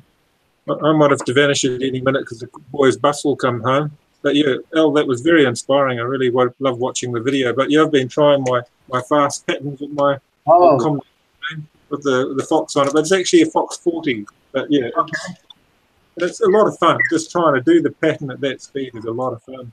And I've got some other vintage combat models. I've got some other. Now is that wide open, or you have a restrictor in it? Well, this one I've made up my own restrictor on it. It's actually a plywood. It's a engine bearing. Because I got the. Okay, I got you. And then it's got a piece pipe on it, and that cuts the noise down a fair bit. Yeah. And then pressure off the piece pipe, but the piece pipe's opened out. It's got a fairly large outlet on it, but it works well. It works really well. But it's just so much fun doing the pattern at that speed. It's a real challenge. Oh yeah, yeah. No, that's. We're having a great time doing it. You know, everybody's acting like they're 60 years old. You know, they're running around and having a great time. And I've got a whole lot of old vintage combat models of mine from the 80s that I'll try and re-equip with some other motors, and I've got quite a few Fox 35s, 36s, and yeah, the kids seem to enjoy it as well, just watching it and doing it. We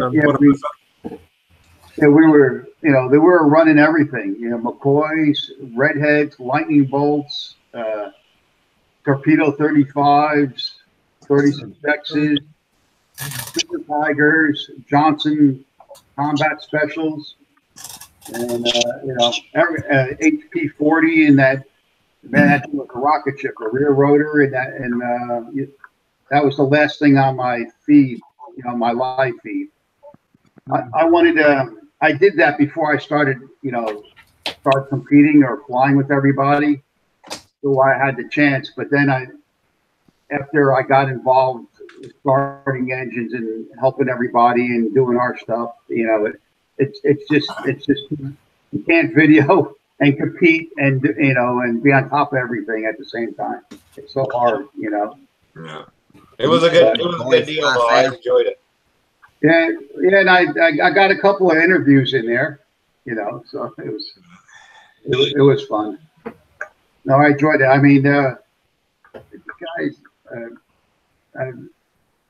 guys brought some planes from up by Buffalo, New York. He said he was from. He came down to participate. Yeah.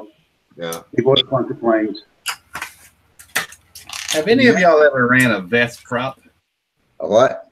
A vest. One of these? No. Never heard of that. Is that wood? Yeah. It's a Chinese prop, but it's I think I've seen them there at at Toledo. They look nice. I mean, it looked pretty good. It's an 11.4. I mean, it's a nice looking prop. I just not sure. I mean, I got it for all of like $1 at a local hobby shop. Oh, that's really old. So it was probably made here in the States. It looks like it's in a plastic. No, it's made in China. It says right here. Oh, okay. But yeah, they're. Al, can you make a McCoy go fast like say, for instance, a Fox 36X, or will they burn up? Pretty close. pretty. I have one that not the regular redhead, but the lightning bolt one. It's the next. It's when testers first took over McCoy, and they made what were called lightning bolts. Yeah. And they put a steel piston in a liner in a caged liner. All McCoy pistons were horrible. So when I saw that it was a caged liner, I got a piston and a ring from McCullough. And I think I read it somewhere on Stunthangar, and was able to use the ring piston, aluminum piston with a ring. And I used the same, let me see, I'm trying to remember now. I used the same rod. I think I had to open the rod up a little bit because the pin was bigger on the aluminum. The wrist pin was bigger on the aluminum piston. And I put it together, and it runs. I had it up to. I have it in my Hornet. I have a Hornet, and I put a 8.8 prop on it with 10 nitro, and it went like 94 miles an hour with a torpedo 8.8. Rubber ducking prop. The rubber ones. Yeah, I know the ones. Yeah. So, but that turned that into a great engine. Good. Did you ever do anything with that Enya 35 that came, the old square intake that came with 3 different size Venturis and different head and stuff? No, I never. I really haven't seen too many Enyas around, in our club. Occasional 15 here, but no. I think I've got one of what you're talking about on the shelf, but I've never run it. I ran it with the low compression head and the smallest Venturi, and it really seemed to have a lot of power. And I'm like, why wouldn't you put that high compression head on there and that huge ass Venturi, because you got to use pressure then, though, is the only thing. I kind of wondered how it would run. The 29s were popular for racing, so I dare say that there's a bull race version of the 29, the 35, the square Venturi. And they were very cool for racing, so they're obviously a strong engine, but a lot of the stunt ones, the 35 stunts, are really timed for stunt. They've got very relaxed timing. They don't make a lot of high-end power. It's all torque. So you have to get the right one. And maybe they did make a higher timed one for stunt. I don't know. For other applications. Well, the problem with the engines are they're kind of heavy. Yeah. They're heavy, and so that's, guys want, light and powerful, to maneuver. Yeah. That is a heavy motor. It's full ball bearing and. Right. Yeah, the plain bearing ones, like that's what we're putting on the shoestrings. They're not a powerful engine. The plain bearing, they're quite a different beast. That one's got the round intake. The square intake ones are a lot more powerful. What I've read in here, that's the square intake in there. Right.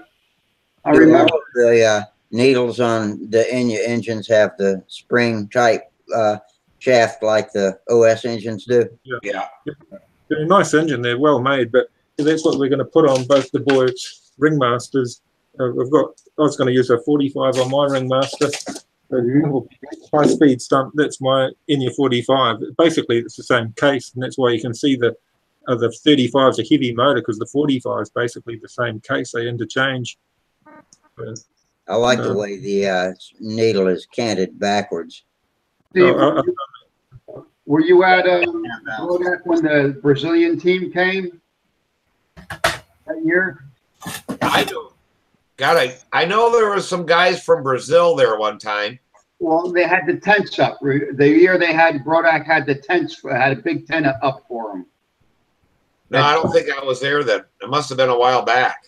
Yeah, so it was, but there was a guy there that had a Enya 25 SS on a ringmaster, and that was the sweetest sounding 25 I ever heard. He was stunning with it, and it was really, really had a beautiful run. You know. Yeah, they make quite a variety of motors. I had a 19, a BB19, and I had that on a combat model, and that thing really went well. It was an incredibly powerful motor, and it was heavy though. That was the main problem. It was heavy. In the end, I swapped it out for a Fox 19. It was a bit lighter, but yeah, the ball is heavy.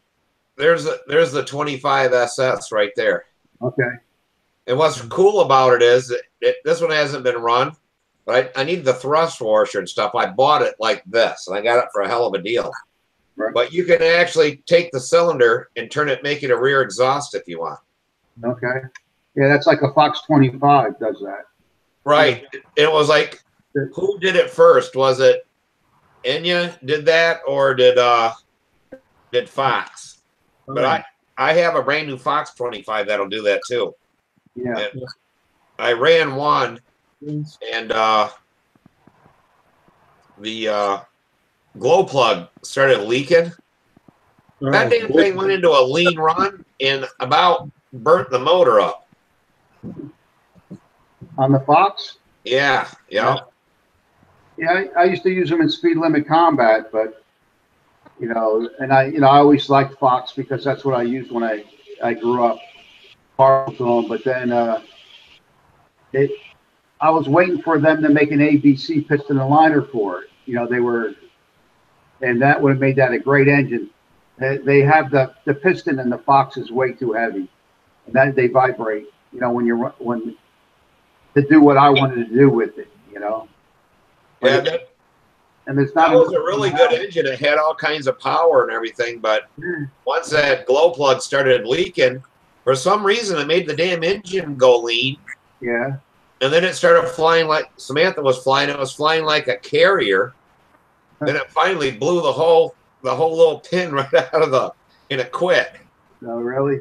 Yeah. But it's never ran as good since. Yeah, they had the old steel piston and stuff. But the one thing about this Enya, I guess this one is like an ABC one, and this thing really is supposed to.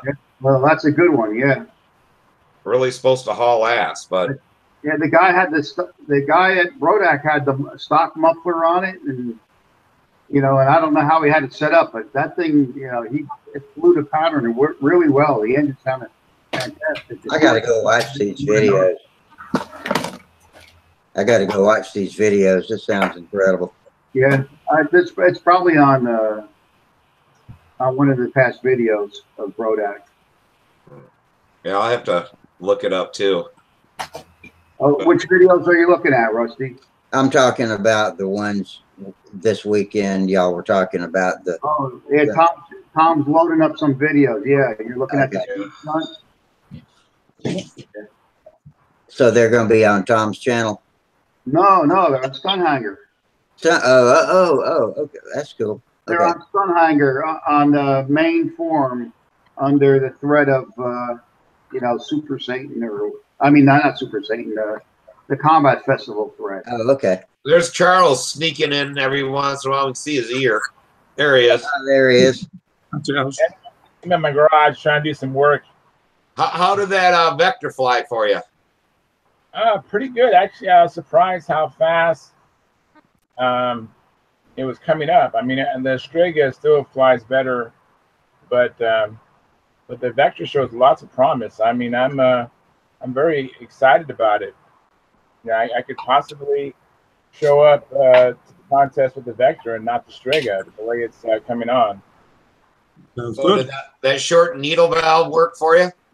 Yes. Oh, thank you so much. Oh man, that was the cat's meow. It really made a big difference. I've lost 5 needle valves. I had that same engine in my Nobler, and the same thing was happening. Every so often I'd land the plane and the needle valve was broken and the needle valve was gone, except for the barrel part, the barrel, and of course is in the valve, but the springy part was always gone. And I even what I tried was I heated some shrink tubing on it, and that made it last a while longer. But your idea of cutting it down, and Kevin showed up to the flying field with the one he'd cut on the show, and it's in there right now, so it worked really good. Maybe Gerald can answer this. When you get a vibration in the northern hemisphere, bolts loosen and fall out. In the southern hemisphere, do they tighten up? You'll never be able to undo anything, eh?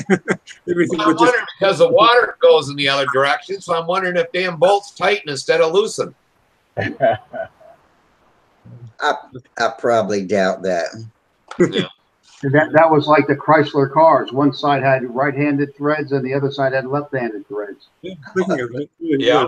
The guys were forever, that didn't know, were always, trying to take the tires off their cars. This like 1960, 70 Chryslers, and they put an impact gun on it, and they're actually tightening it instead of taking it off. Busting the studs off. I didn't know that, Al. I thought you was Marvels. No, me and a buddy of mine ran into that. He had a old Dodge pickup truck, and they did that on Dodge pickup trucks too. Yeah. And we got one, and we were rotating tires or doing something one side, like we got over the other side. What the hell? These things are welded on. What year was that, Al? Because I had a 72 Dodge Dart Swinger, and I don't remember that. No, I had a 69 Dodge Dart, and it was that way. I don't know what year they changed it, and my father had a 67 Newport, and that was that way, Yeah, my dad's the one that told us, and then the tires came right off. Yeah. Yeah, maybe I noticed that back then. But my dad had a Plymouth Fury, like in the early 70s or late 60s. Yeah, that'd be that way. Interesting. Yep. Yeah, it turned. Yeah, because of the way the tire turned, so it wouldn't loosen up the lug nuts. Every other car manufacturer had it all right-handed threads, and Chrysler had one side left-handed and the other side right-handed. Yeah, that was so that. You ever notice when cars lose their tires, they always lose it on that one side. Because they go it's going the wrong direction. It's spinning to loosen.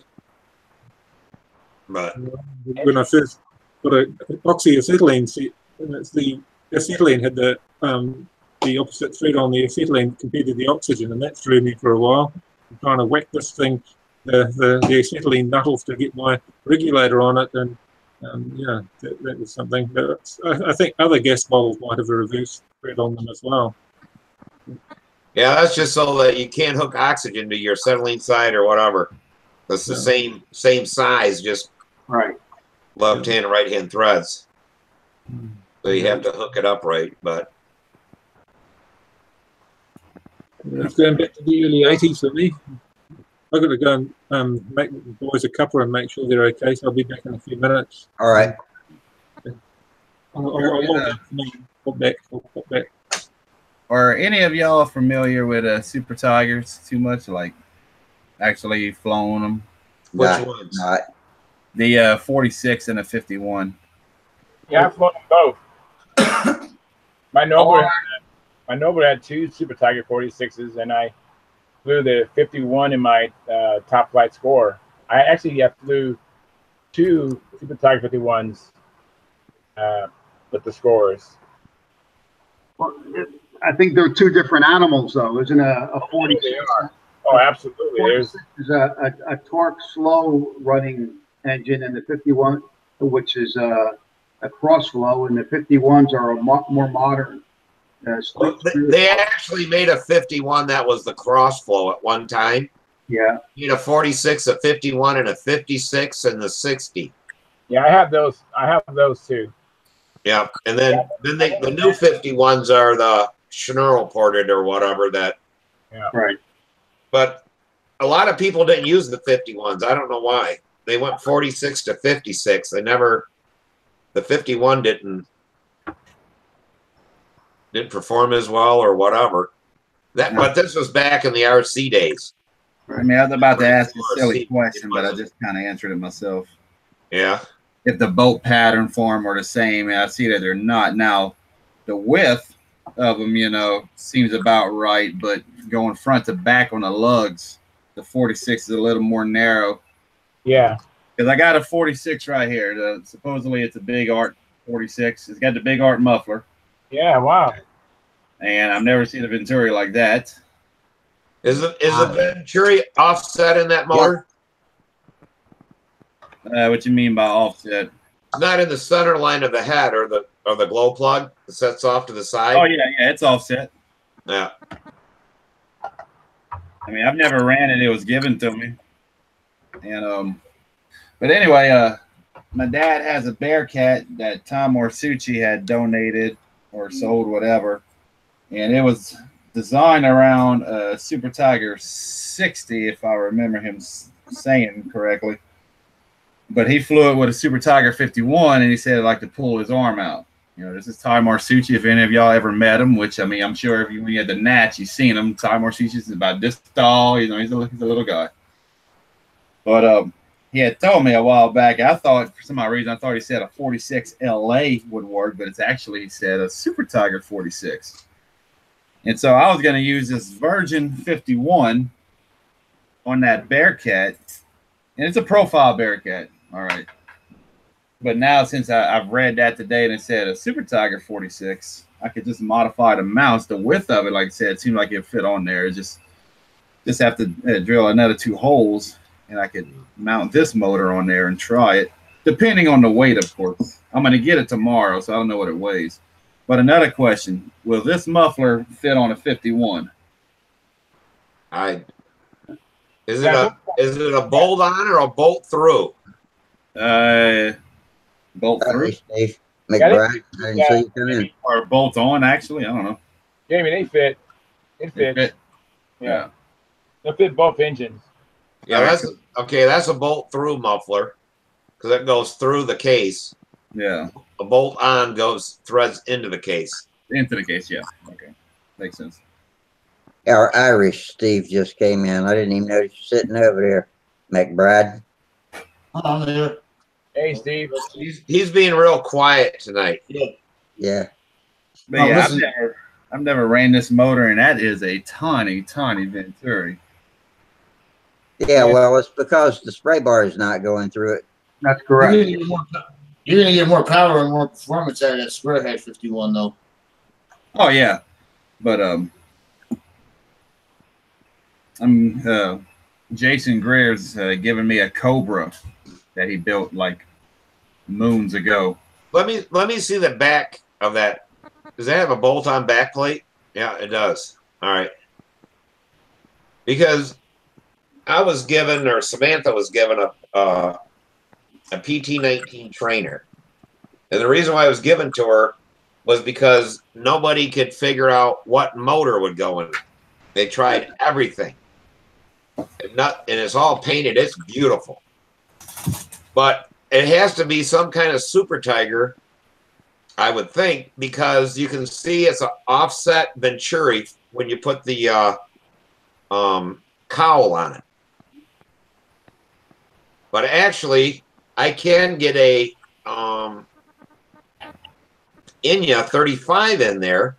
It bolts right in. Everything's fine, except I'd have to modify that cowl, and I don't really want to do it because the paint, try to get the paint to match and stuff like that. So I'm thinking I'm gonna have to try a Super Tiger, and maybe because what it is that the back of any other motor will hit the firewall. You talking about that profile PT-19 trainer? No, this is a full fuse. Full fuse.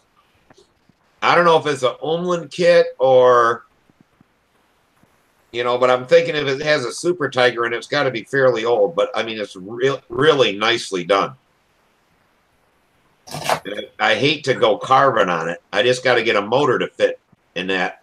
But I'm wondering if a 46 Super Tiger, because I figured it was a 35 size airplane, a little big, but maybe it was made for a 46. I do have a 35 Super Tiger, but it was that slow combat deal. I put it on something else to try to see if I could get it to run for stunt, and it doesn't run.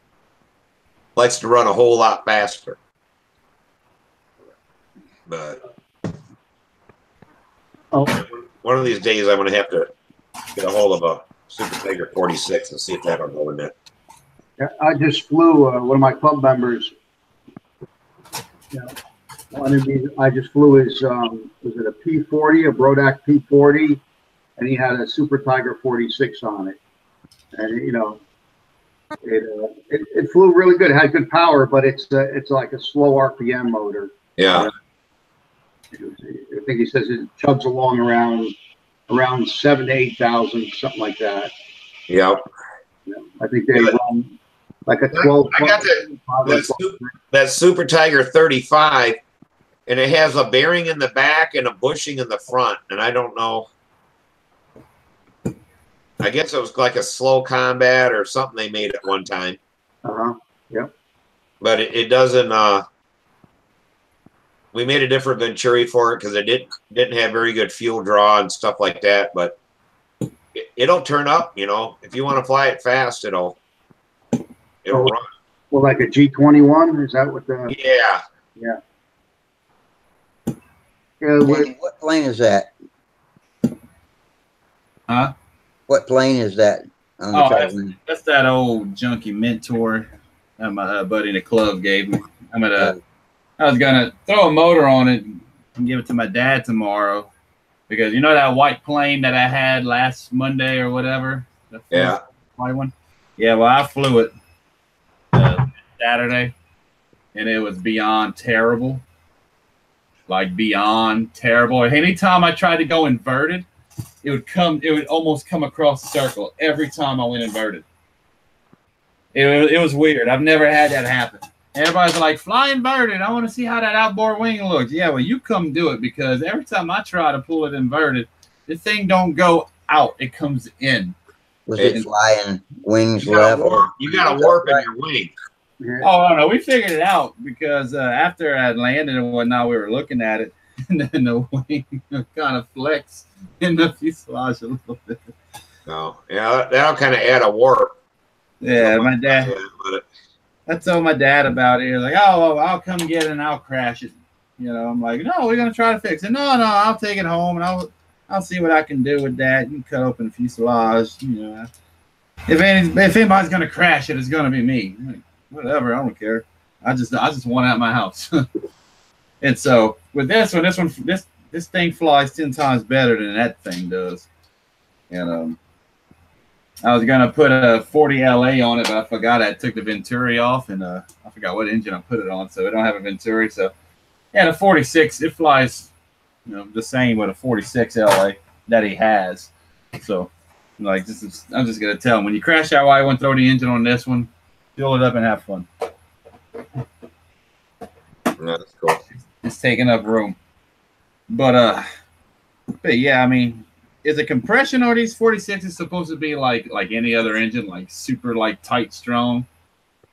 Because I just had a prop on it and the compression wasn't all that, but when I try to turn the bearing by hand, it's like strong as hell. Yeah. OS has never come with a hard pinch. No, I mean, this is the Super Tiger. Oh, the Super Tiger? That could be a ring motor.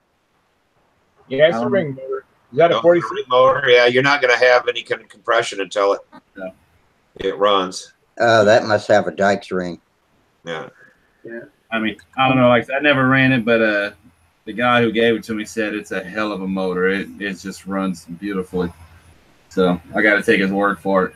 And he's been egging me to fly it on something. He wanted me to stick it on my twister. And I'm like, no. On those big engines, you seem that you'll feel more compression if you turn it backwards. Yeah. Try turning it backwards. It gives you more resistance. Yeah, that's what you're saying. But a buddy of mine's giving me a Cobra 7 that he built, and he flew a Super Tiger 46 in it, and so I'm gonna put that in there. I can't picture in my mind why the compression feels tighter if you turn it backwards. Say that again? I can't picture in my mind why it would feel like more compression if you turn it backwards. That's just, my experience running like KMB 40s and stuff like that. You know, like flip them forward. Maybe it's the way the pressure in the engines. You're reversing the pressure in the engine, and it's closing the ring to seat. That's my experience also, Al. I have the same experience. Yeah, really. Yeah. I'll have to think about that one, because It's all the piston feels is the rod going up and down, but maybe, I don't know. There's something more going on than that. So It's one of them anomalies. Well, yeah. that was No, back I'm at, sure it can be explained by science. I think it was 75. We got a KMB 36. And me and my brother were going to do rat racing because we weren't any good at stunt or whatever. Mhm. So it first came out. So we bought the motor and we went out to the contest, and we're the only ones that had it. So we fire up and take off, and within one tank, we got 10 laps on everybody. Everybody's like, holy shit. When we landed, I fueled it and couldn't start it. So it was a deal that it took like 20 laps to get it started. I get it going again, and we'd catch back up, and we get them by then like 7 laps we're ahead. And then I couldn't get it started again, and we ended up barely losing. We took 4th. Yeah. And if I could have got started, they figured out everybody went and bought one because they were so fast. All you had to do is flip it backwards, take right back off. But you couldn't have flipped that son of a bitch the right way and get it started to save your life. Right. Yeah. Well, let me tell you what Jack Snavely posted a long time ago, and I didn't realize it, but he's talking about a 88 Fox made a 19 that you could put the cylinder on in any direction. He said it's the best hot starting engine he ever had. I forgot to read that earlier. Yeah, but it was first the 19 before it was the 20. I don't know why he did that, but I actually have a Fox 19 too. It looks just like the same 20 engine, though, would it? It's a 25, Steve, not a 20. Oh, that's right, 25. That's right. I got the 19 and the 25. Yep. You just up the. You can't tell the difference from the outside except the one stamped 25 or something. Like Yeah. that. Yeah. The displacement. That's right. Yeah, because I have one of them old 19s too. They run great. No, I love that engine. That was, but because of the the steel piston and liner, I had to use 25 all caster in it, because if I use synthetic in it, it would tend to run. It would run rich to lean on me too much. So I used to run like 25 all caster, and that calmed it down. But I ran the heck out of them. I flew combat in them with them. They've been in the ground. Yeah, I would do keep leaving caster. Yeah. Yeah, I love the old Fox engines, and I have a bunch of them, but I always hated to make up different fuel for different damn motors. So we started running the PAs and stuff, and they want 18% oil and less caster. Then you got other ones that want, most of the Enyas want 20% oil. Mm-hmm. And then you got other ones that take 22% oil. Then you got Foxes that want 29% full caster. And you know, these different fuels, and it's like, screw that. I end up not flying the engines and sticking with one fuel I make up, and don't worry about it. I do 25% oil for all of them and 10% nitro for all of them. If they're a half-A engine and they won't run on 10% nitro, then it's another engine. The only one I'll make exception for is the 4-strokes, because I know they won't want 25% oil. They behave badly.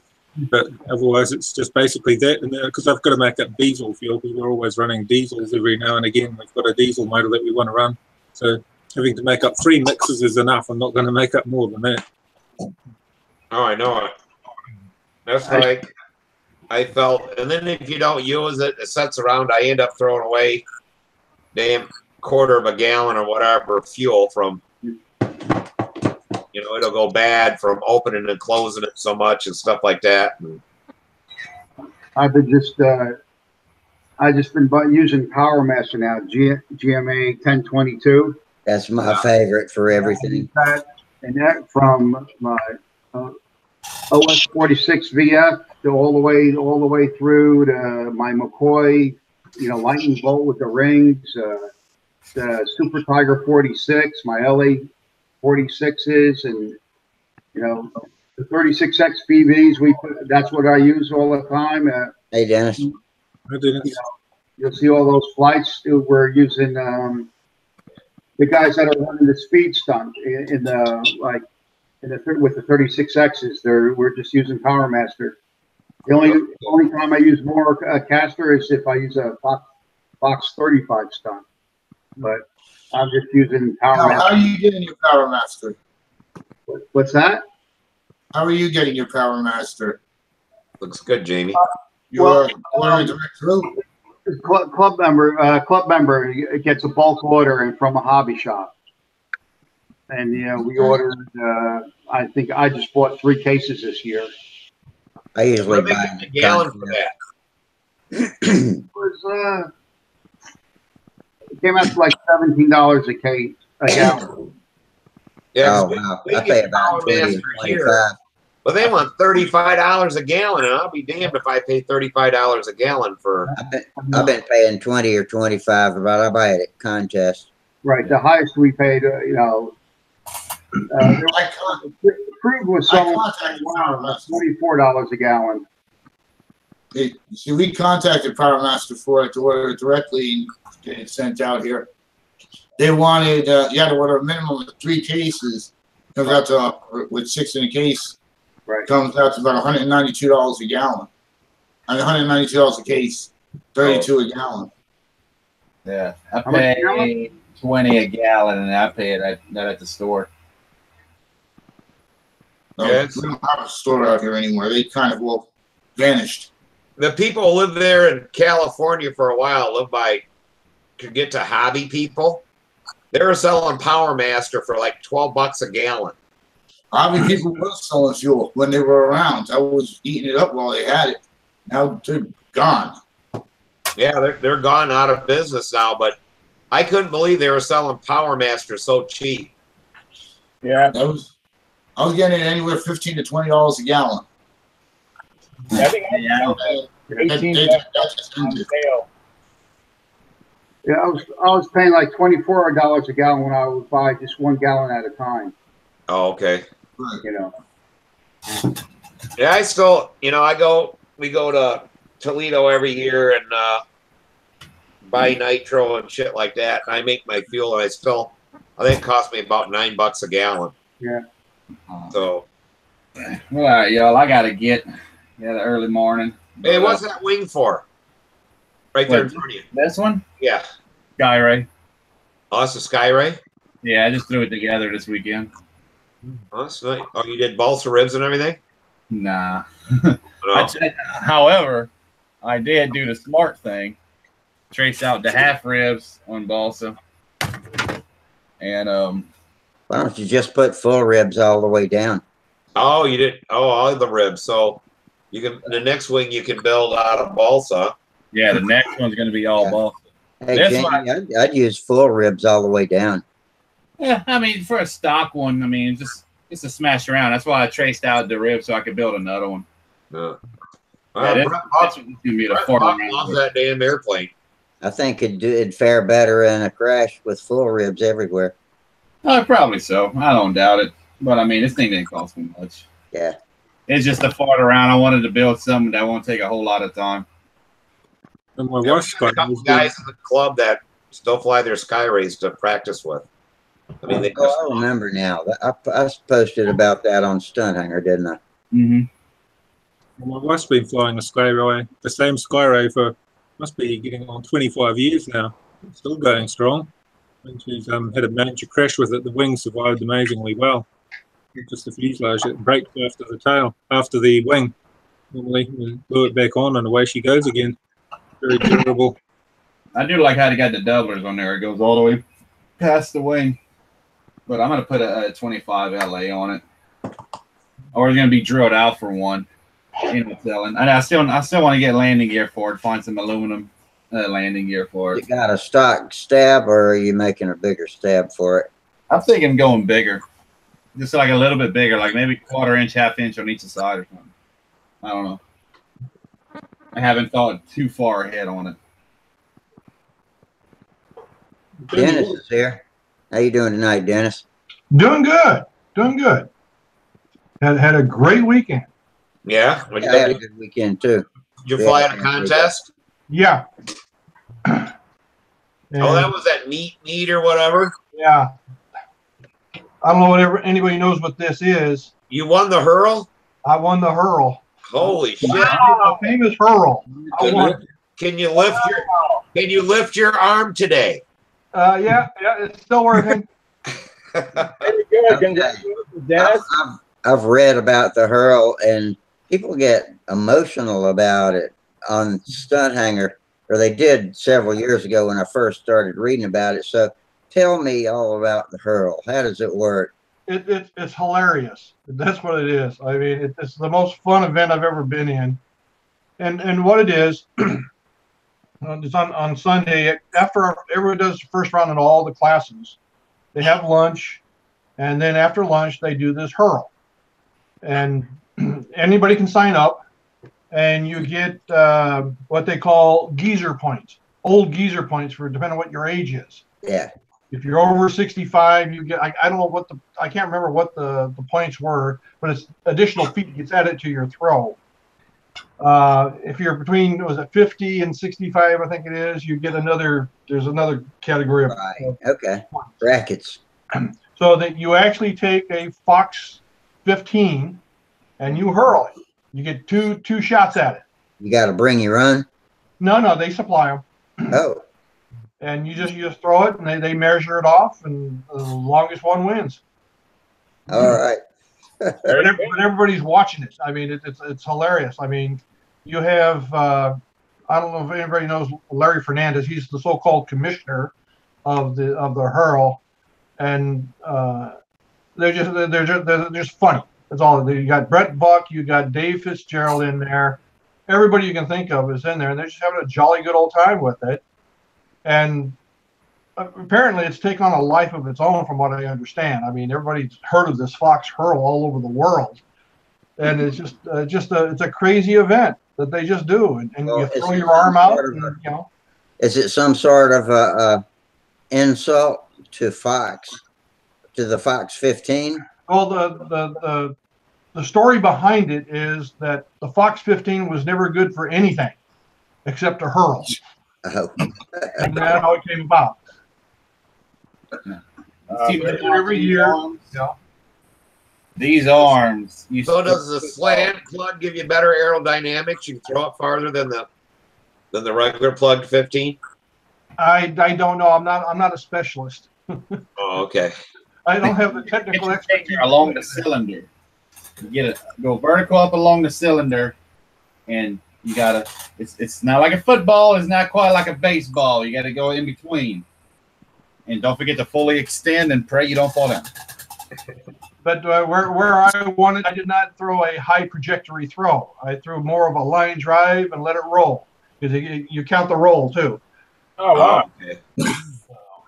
Yeah, that's smart. Very good. How much did you win by? See, I threw about 164 feet. I think the next one was 151. I think it was. Wow. 153. Y'all should start a potato gun event. Shoot it out, a spud gun. But I mean, everybody competes. Some of the wives, compete and get into it. I mean, you got people 85 years old throwing. It's a lot of fun. It sounds like a lot of fun. Yeah. Yeah. So tell me about the other win. Oh, in advance? Yeah. Good work. Yeah, I did pretty good there. Very good, man. Congratulations. Thank you. Oh, you won that too? Yeah. Well, And I placed fourth in Classic on Saturday. So I felt pretty good about that one, because that was, I'm competing against experts in that event. So did good. And everybody's yelling for me to move up to expert now. And I just moved up to advanced. Well, you know how that goes. Just do what you feel like you ought to be doing. Yeah. All right, so I need to get. It's already late. All right, Jamie. If we have a show Friday, I'll be live from Tulsa. All right. We'll see you in Tulsa. Yeah, good luck with the Wi-Fi. Yeah. I'll hotspot off my phone. I don't care. All right, y'all. Catch y'all later. All right. All right. Thank you, Jake. Yeah, I think I'm going to get off too. I'm going to try to be on Friday. We'll see how my eye's working. So, Yeah, good luck with that. I think I'll be fine on Friday. Thursday may be a little rougher, I but may or may not be here Friday because we're planning to go to the beach. However, the floodwaters are now creeping into Georgetown, which is between me and the beach. And so they're blocking bridges and stuff as we speak. And we'll see how that goes. So if I'm not here Friday, it's because I'm at the beach. I'll let Sparky know too. all right, guys. Well, you have a good night, and I'll talk to you guys all later. Good night, Okay. Steve. We'll see you, Steve. Yeah, bye. I am just on the edge of going to sleep. Let's call it for tonight, and I'll see y'all back. Maybe Friday, depends. Otherwise, Monday. So y'all can have an impromptu private session on Friday if I'm not doing it. We just use the same link unless Sparky opens up a new broadcast. You know? Yeah, you can use any old link that's already posted, and it won't go to YouTube.